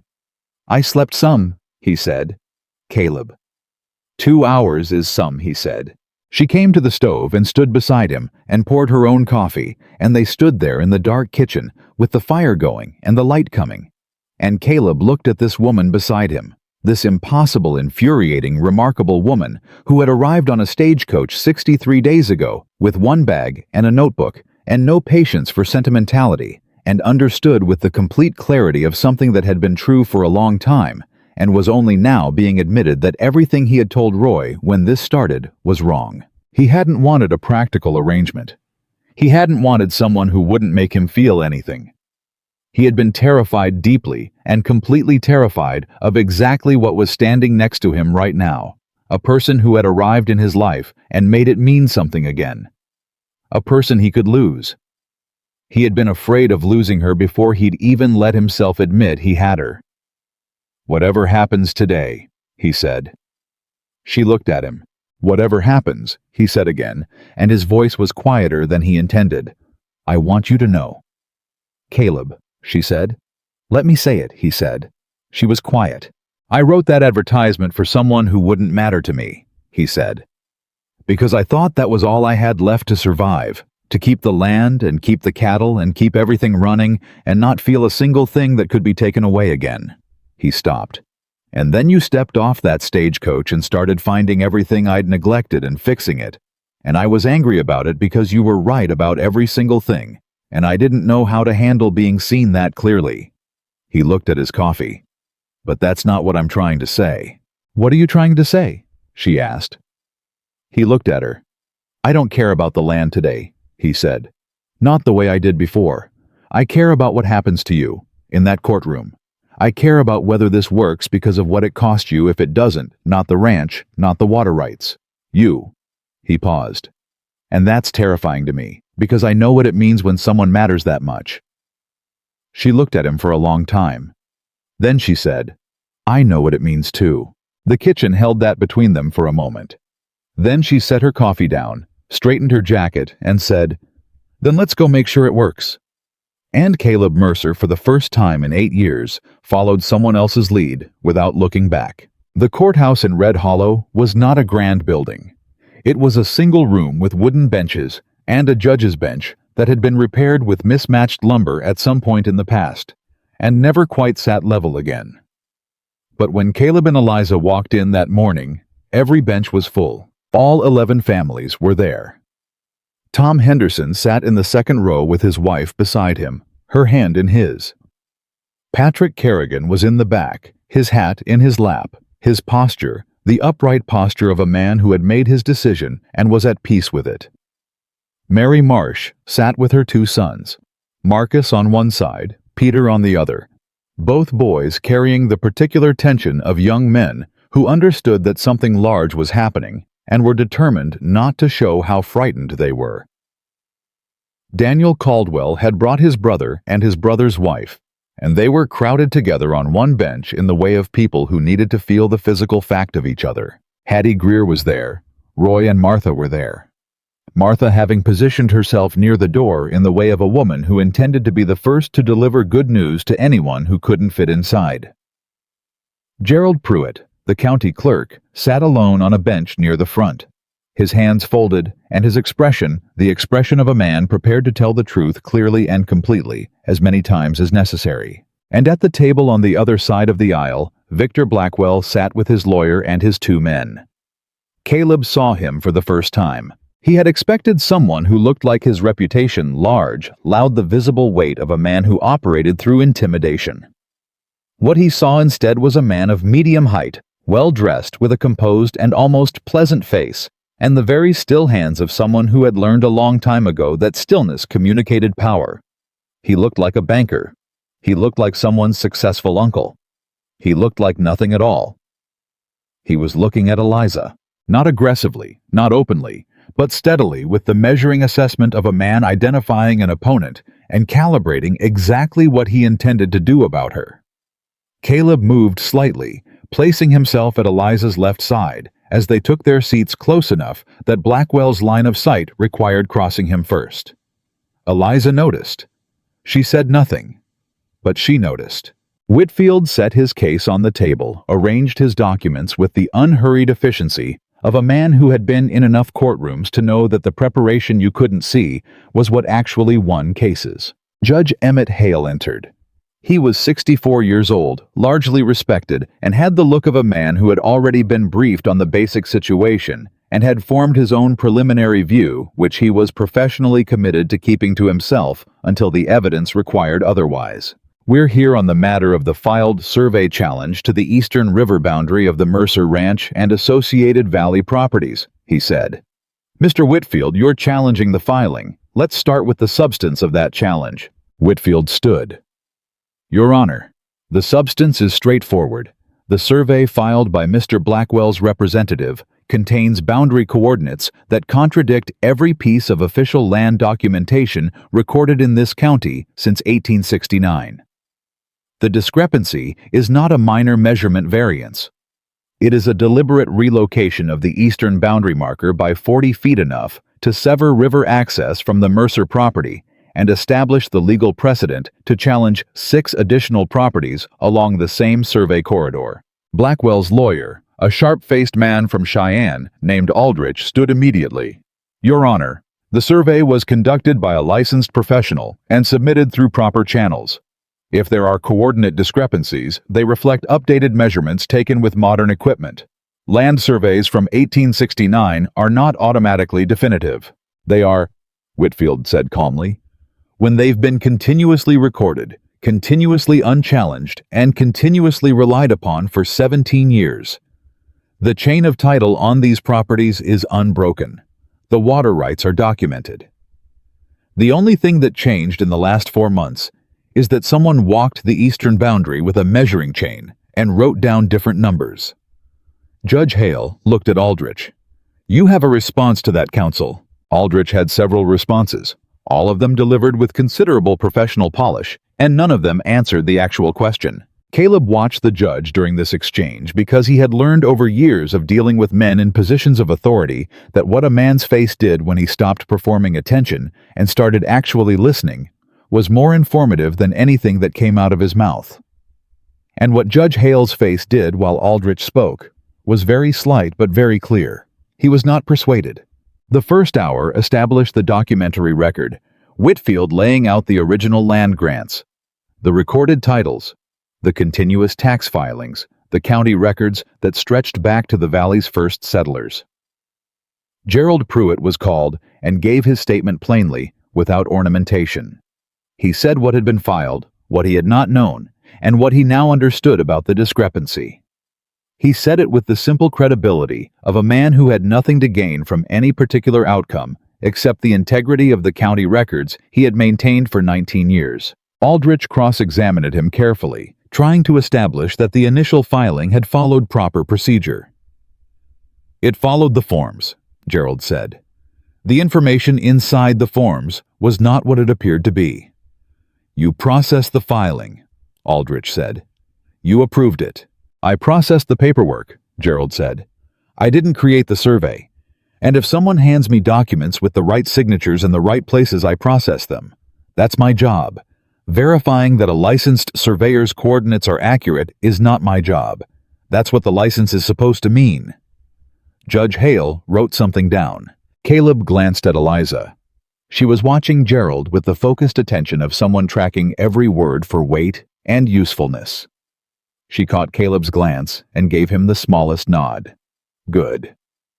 Then Aldrich stood and said, Your Honor, we'd like to address the matter of Mrs. Mercer's involvement in coordinating this challenge, specifically her prior history of involvement in similar land disputes in Missouri.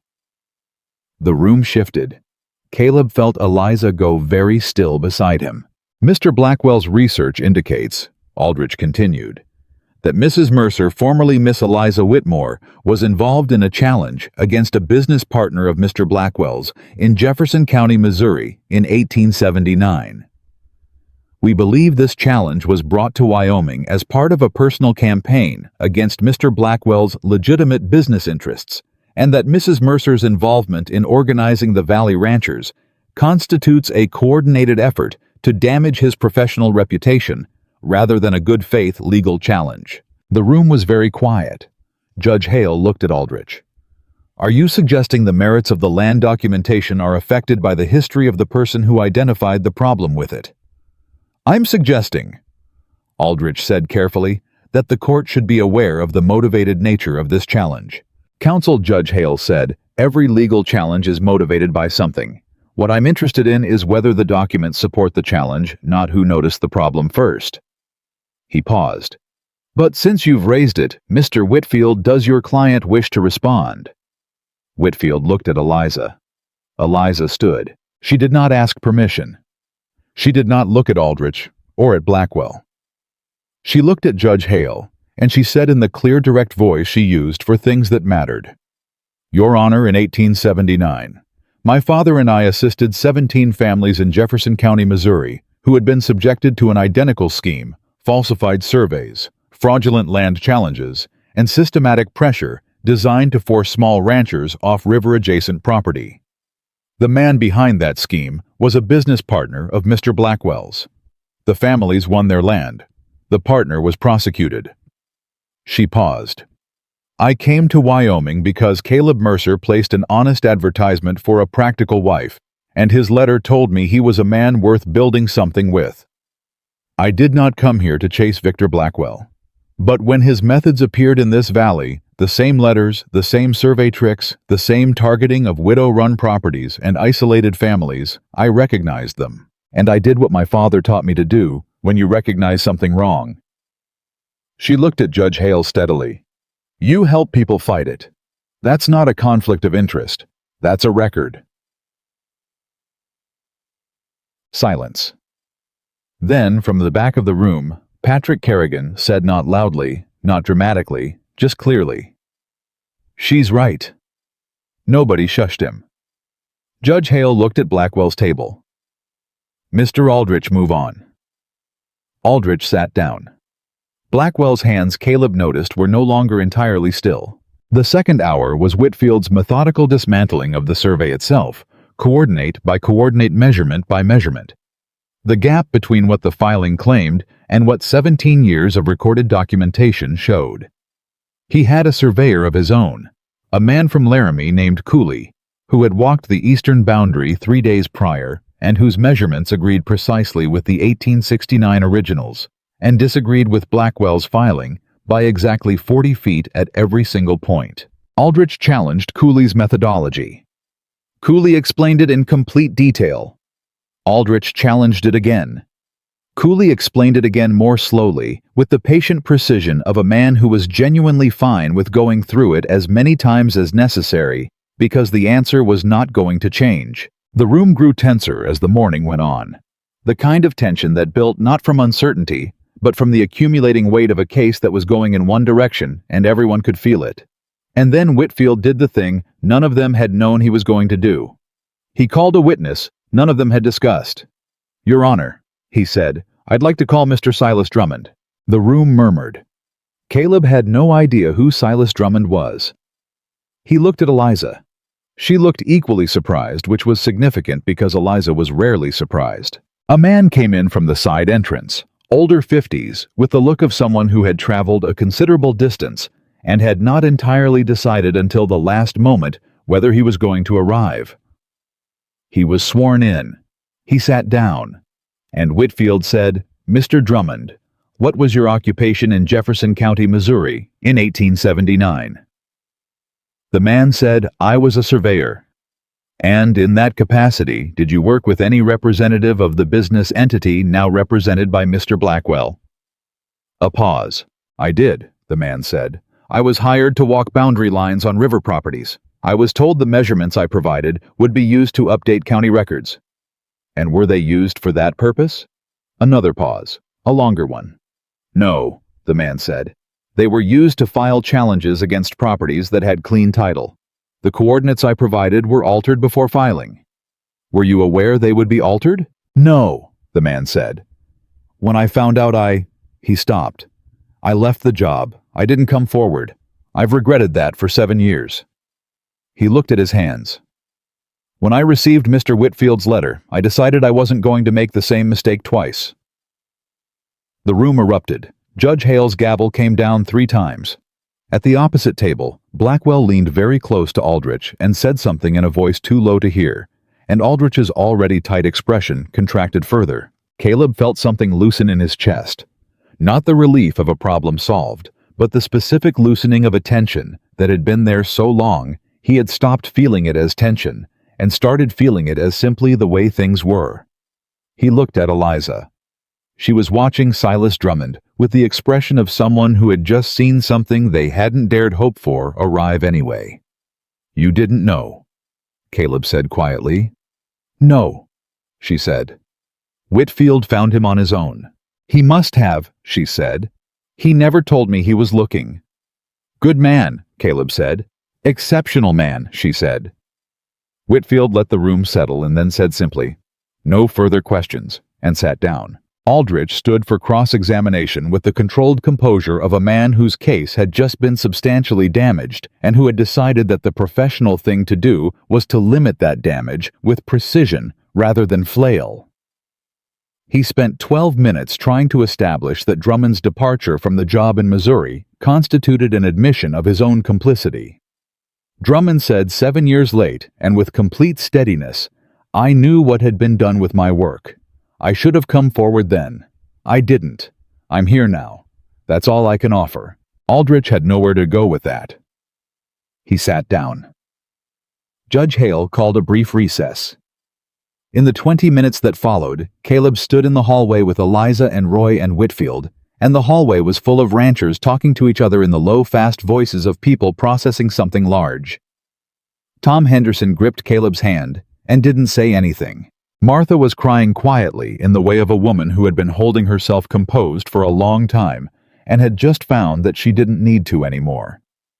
Patrick Kerrigan put his hand on Eliza's shoulder and said, "Whatever happens next, you did right by this valley." She looked at him. "We're not done yet," she said. "No," he said. "But we're going to be, and it's going to be fine." She looked at him for a moment, and then nodded once, the nod of someone accepting something they hadn't quite let themselves believe until this moment.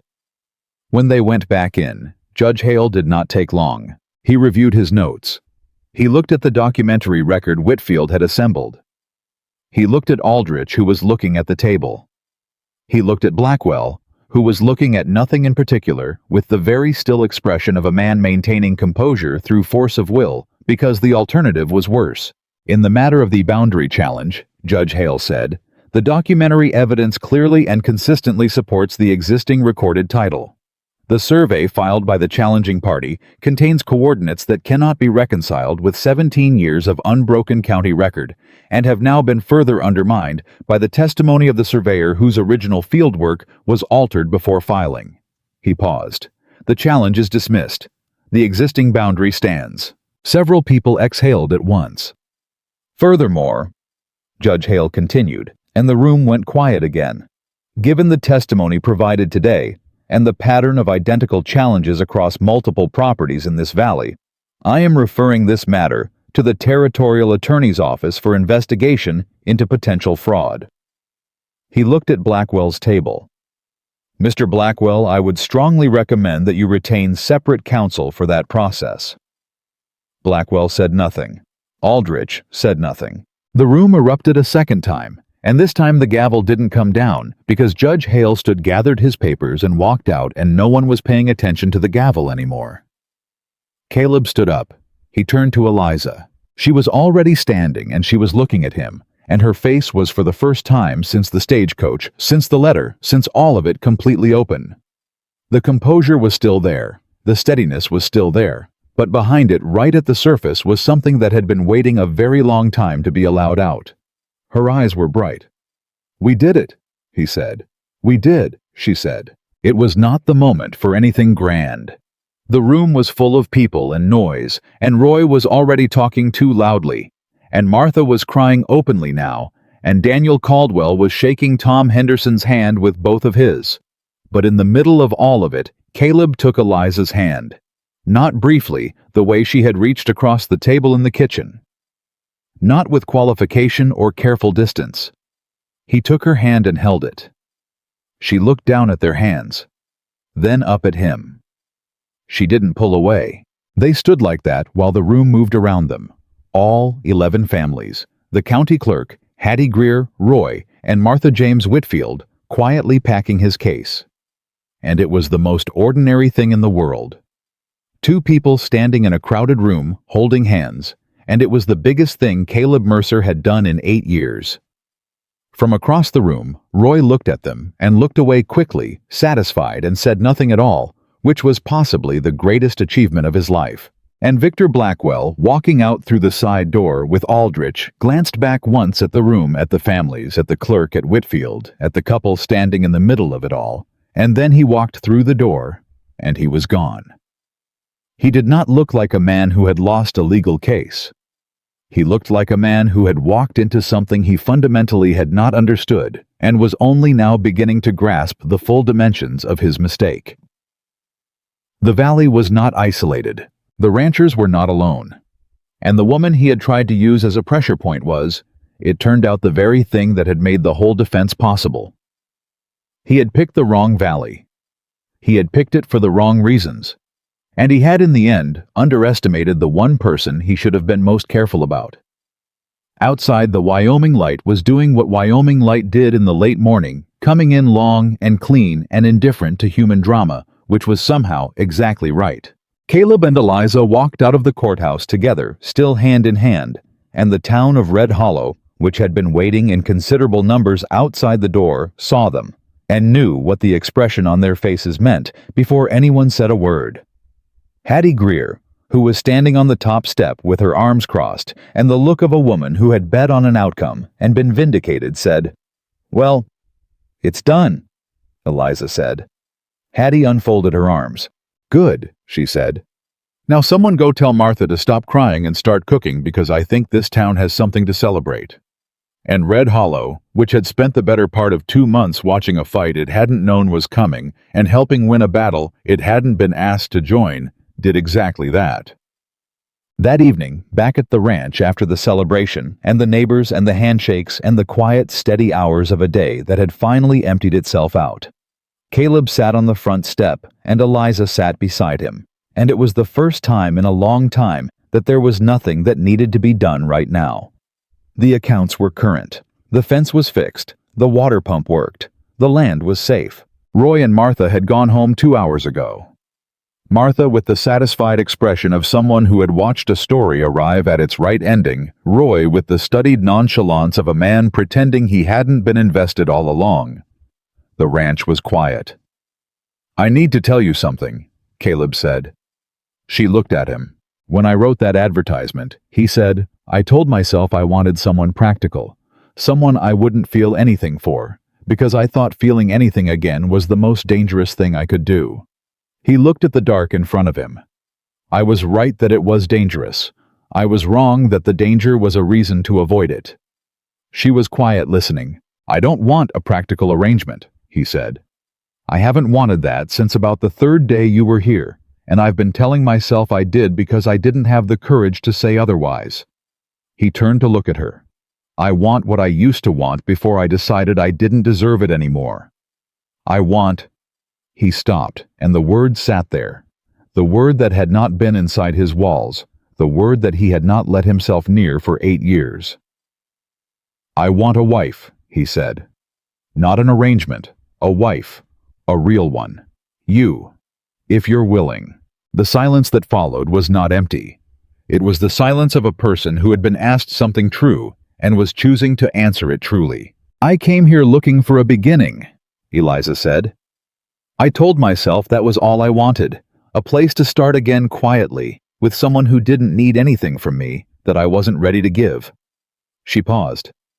"And then I got here, and you were more difficult, and more stubborn, and more decent than anyone I'd been careful enough to write to in a very long time. And the accounts were a disaster, and the fence was broken, and the table was gone." Her voice had something in it that was not quite steady, the same way it had not been quite steady the morning of the hearing. "And I was more at home here in 3 weeks than I'd been anywhere in 4 years. He looked at her. "I'm not running from anything anymore," she said. "I'd like to stay. Not because of the ranch, not because of the valley." She paused. "Because of you." He took her hand again. "Then stay," he said. "All right," she said. "All right," he said. And the ranch held them both in the dark, this piece of Wyoming ground that had been built through loss and maintained through stubbornness and saved through something neither of them had planned for. And it felt for the first time in a very long time like what it had always been meant to be. Not a place to survive. A home. They did not plan a grand wedding. That was Eliza's first firm position on the matter, stated the morning after the courthouse over coffee, before Roy had even arrived for the day.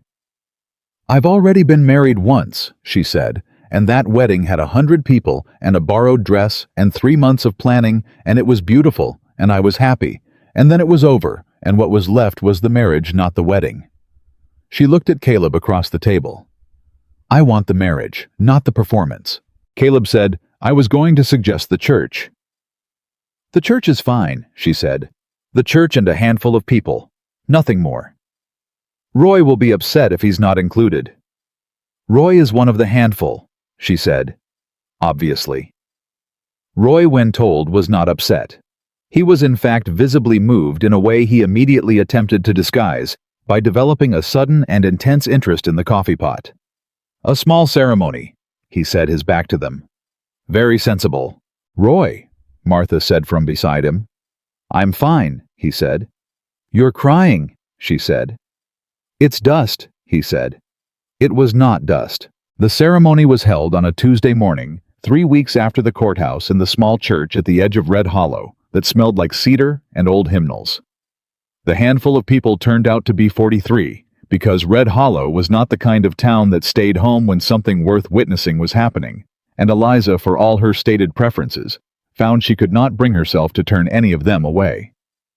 Tom Henderson and his wife were in the 3rd row. The Caldwell brothers cleaned up and solemn. Patrick Kerrigan in his good coat.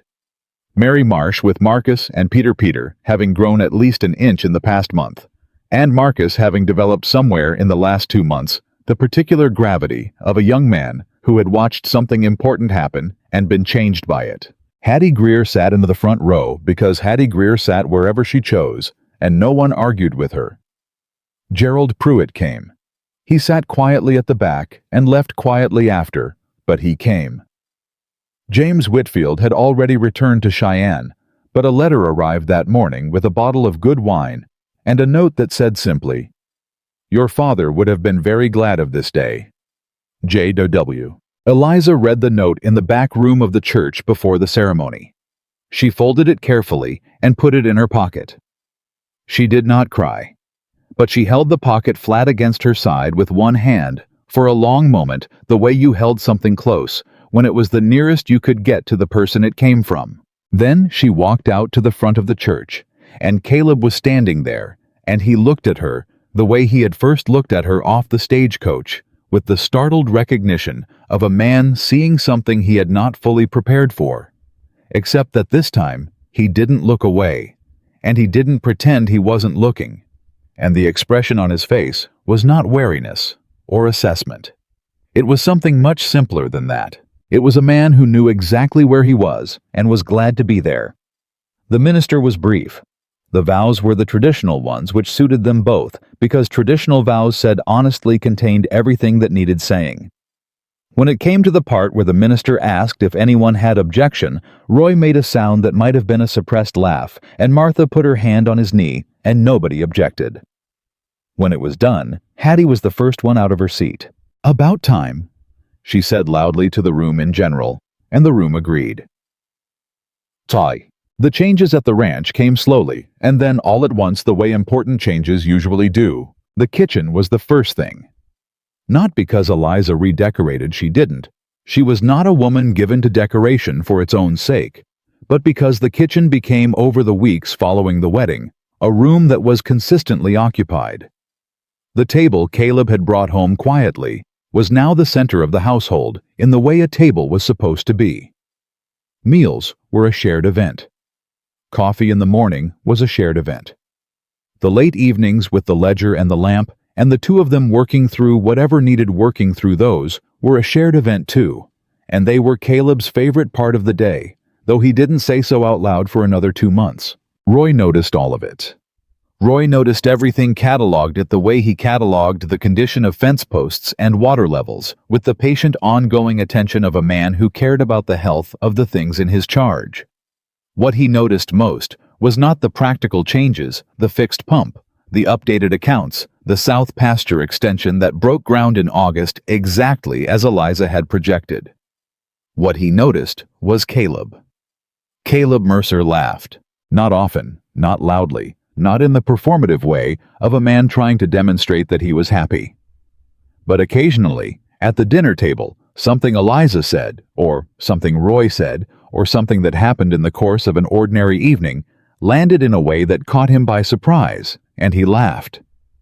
The specific laugh of a man who had forgotten he was capable of it and was slightly astonished every time. The first time it happened, Roy looked at Martha across the table, and Martha looked back at him, and nothing was said, but something passed between them that was about a great deal more than dinner. Later that night, Roy told Martha, "I haven't heard him laugh since before Eleanor died."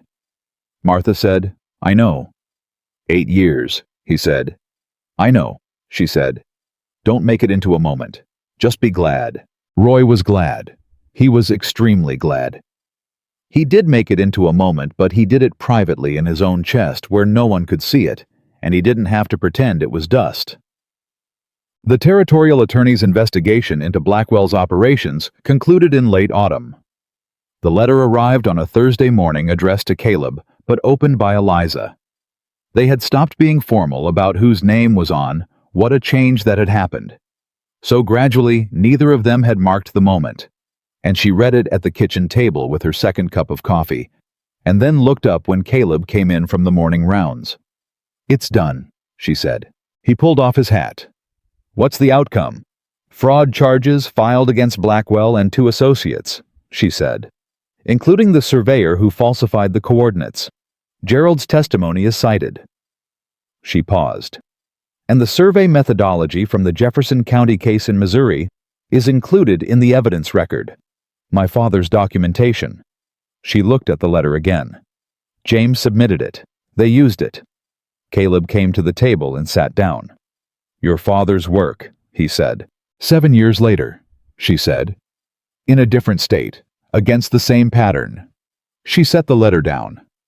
"He always said the records mattered, even when nothing came of them immediately, even when you wrote things down and it felt like writing into a void." She was quiet for a moment. "He said you kept the record for the day it was needed, not for the day you wrote it." Caleb looked at her. "He was right," he said. She nodded. Then she straightened the letter, folded it, and placed it in the file she kept.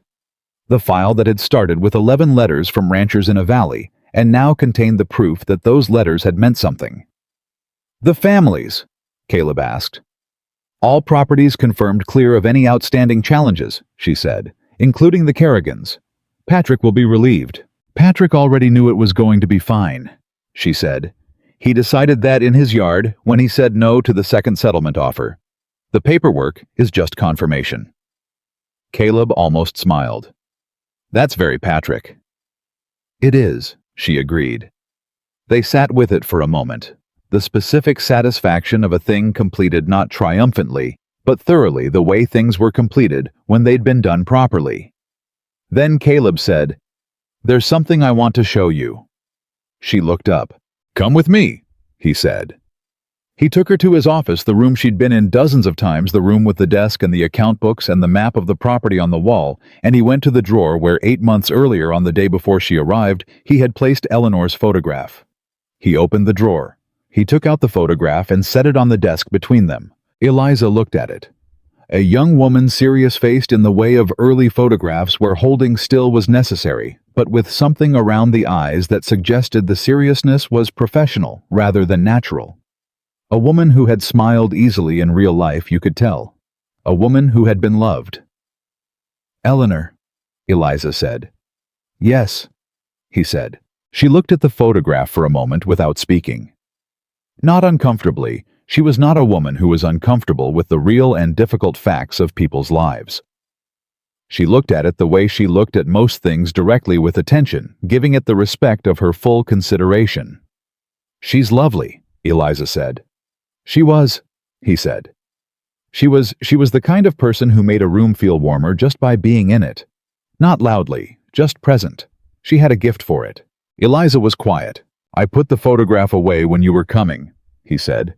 "I told myself it was practical, that it wasn't fair to bring you into a house that still belonged entirely to someone else." He paused. "But I also did it because I was ashamed of how long I'd hidden in her absence, of how I'd used grief as a reason to stop living." He looked at the photograph.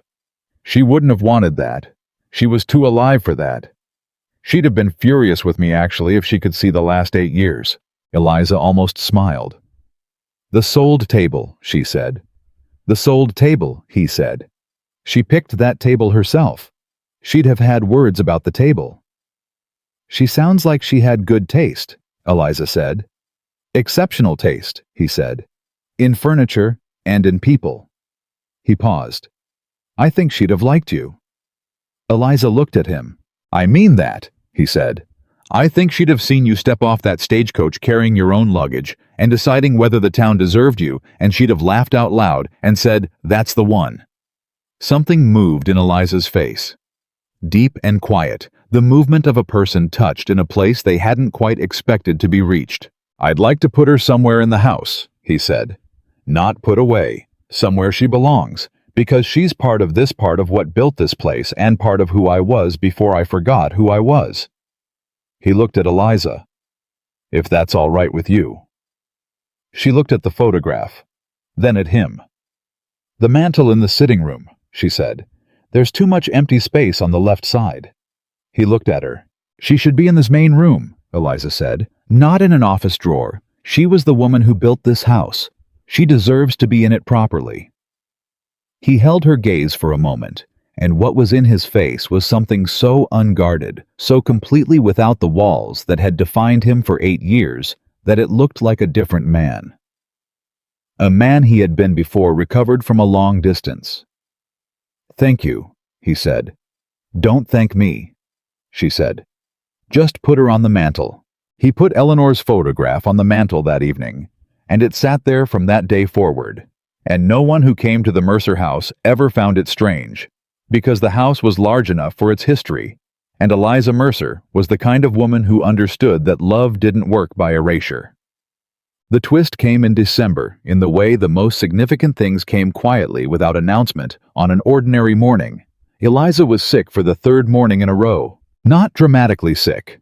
Quietly, privately sick in the early hours before dawn, in the way she did most things without making a production of it. But the 3rd morning, Caleb was awake when she came back from the kitchen, pale and steadier than she had any right to be, and he looked at her, and she looked at him, and neither of them said anything for a moment. Then she said, "I think we should speak to Dr. Ingram." Dr. Ingram came the following afternoon, examined her with the unhurried professionalism of a country doctor who had seen most things, and then sat down at the kitchen table and told them what Caleb had already begun to understand, and Eliza had been sitting with for 3 days without saying out loud. She was expecting a child. The kitchen was completely still. Caleb sat across from her at the table, the second-hand table, Eleanor's ghost of a table, the table that had become the center of everything, and looked at his wife, and the thing that happened inside him was not one thing, but several, arriving in layers the way large things did. First, the shock of the fact itself, then the old fear, the deep-water fear of someone who had once built a hope and lost it, then something larger and quieter than either, something that moved through him like the shift in a room when the lamp is turned up and the dark retreats. "Are you all right?" he asked. "Yes," she said. She was watching him carefully, reading his face the way she read everything accurately without softening what she saw. "Are you—" He looked at her for a long moment. "I don't know yet," he said honestly. "But I will be." She reached across the table and took his hand the way he had taken hers in the courthouse. "I'm a little frightened," she said. It cost her something to say it. She was not a woman who offered fear easily. "I didn't expect this. I had thought after I had thought this might not be possible for me anymore." "But it is," he said. "It is," she said. He turned his hand over and held hers properly. "Then we're going to be frightened together," he said. "And we're going to be fine together. Both things at the same time." She looked at him. "Both things at the same time," she agreed. Dr. Ingram, who had been very studiously examining his own hat in the corner, stood up and said, "I'll be back in 2 weeks. You're both in excellent health, and I have every reason to be optimistic." He picked up his bag. "And for what it's worth, I've delivered a great many babies in this valley. Never lost a good family yet." He let himself out. The kitchen was quiet again. "Roy's going to be insufferable about this," Caleb said. Eliza laughed. It was not the small suppressed possibility of a laugh she had offered him off the stagecoach. It was a real laugh, full and warm, the laugh of a woman who had arrived somewhere she'd stopped believing she'd find. "Roy is going to be absolutely insufferable," she agreed. Roy was in fact, when told the following morning, so overcome that he had to go check on a fence post that didn't need checking, and came back 20 minutes later with sawdust in his beard that hadn't been there when he left, and Martha held his arm and didn't say a word about it. The child was born the following summer on an evening when the Wyoming light was long and the air was the kind of warm that felt like a promise kept. They named her Clara, not for Eleanor, not for Eliza's mother, not for anyone in particular, just the name that felt right when they said it in the room together, the name that seemed to belong to the specific child who had arrived in their specific life, which was the only logic that mattered. Clara Mercer came into the world with the stubborn determination of someone who had already decided she wasn't going to make it easy, and Dr. Ingram, true to his word, didn't lose anyone. And when it was over, and the room settled into the extraordinary ordinary quiet of a new person existing where no person had existed before, Caleb held his daughter for the first time and stood very still. Eliza watched him from where she was exhausted and clear-eyed, propped against the headboard. He stood with Clara and didn't speak for a long time. Then he said very quietly to no one in particular, or perhaps to Eleanor, or perhaps to the 8 years he had spent behind his walls, or perhaps simply to the fact of the moment itself. "There it is." Eliza understood. She didn't ask him to explain it. Some things were not for explaining. "Bring her here," she said. He brought Clara to her, and Eliza held her daughter, and Caleb sat on the edge of the bed beside them, and the three of them were a family in the room where a family had always been meant to be. Years passed the way years did when they were full quickly and completely, each one building on the last. The ranch grew. The south pasture extension became 2 extensions. Roy stayed as Roy always stayed, aging into the kind of foreman whose presence was so fundamental to the operation that no one could quite remember what the ranch had been like without him. Though Caleb could remember, he remembered the broken pump and the failing fence and the ledger under the flour sack, and what he remembered most clearly was that it had been a place without a center, Clara grew up the way children of capable parents did, watching everything, absorbing everything, asking the kind of questions that made adults stop and think before answering. She had Caleb's stubbornness and Eliza's directness, and an entirely original quality that belonged to neither of them, the thing that was only her. She brought home injured animals. She sat with Roy for hours while he explained the cattle. She followed her mother around the ranch with the focused attention of a student who had already decided on her subject. And she climbed into her father's lap at the end of the day with the absolute confidence of a child who had never once had reason to doubt her welcome, which was the thing Caleb was most proud of in his life. Not the land, not the cattle, not the lawsuit that had saved the valley, but this, that his daughter had never known the fear of not being wanted. He had made sure of it, every day, deliberately, because he knew what it cost when a person forgot they were wanted, and he was not going to let that happen to anyone in his house. Eliza knew this.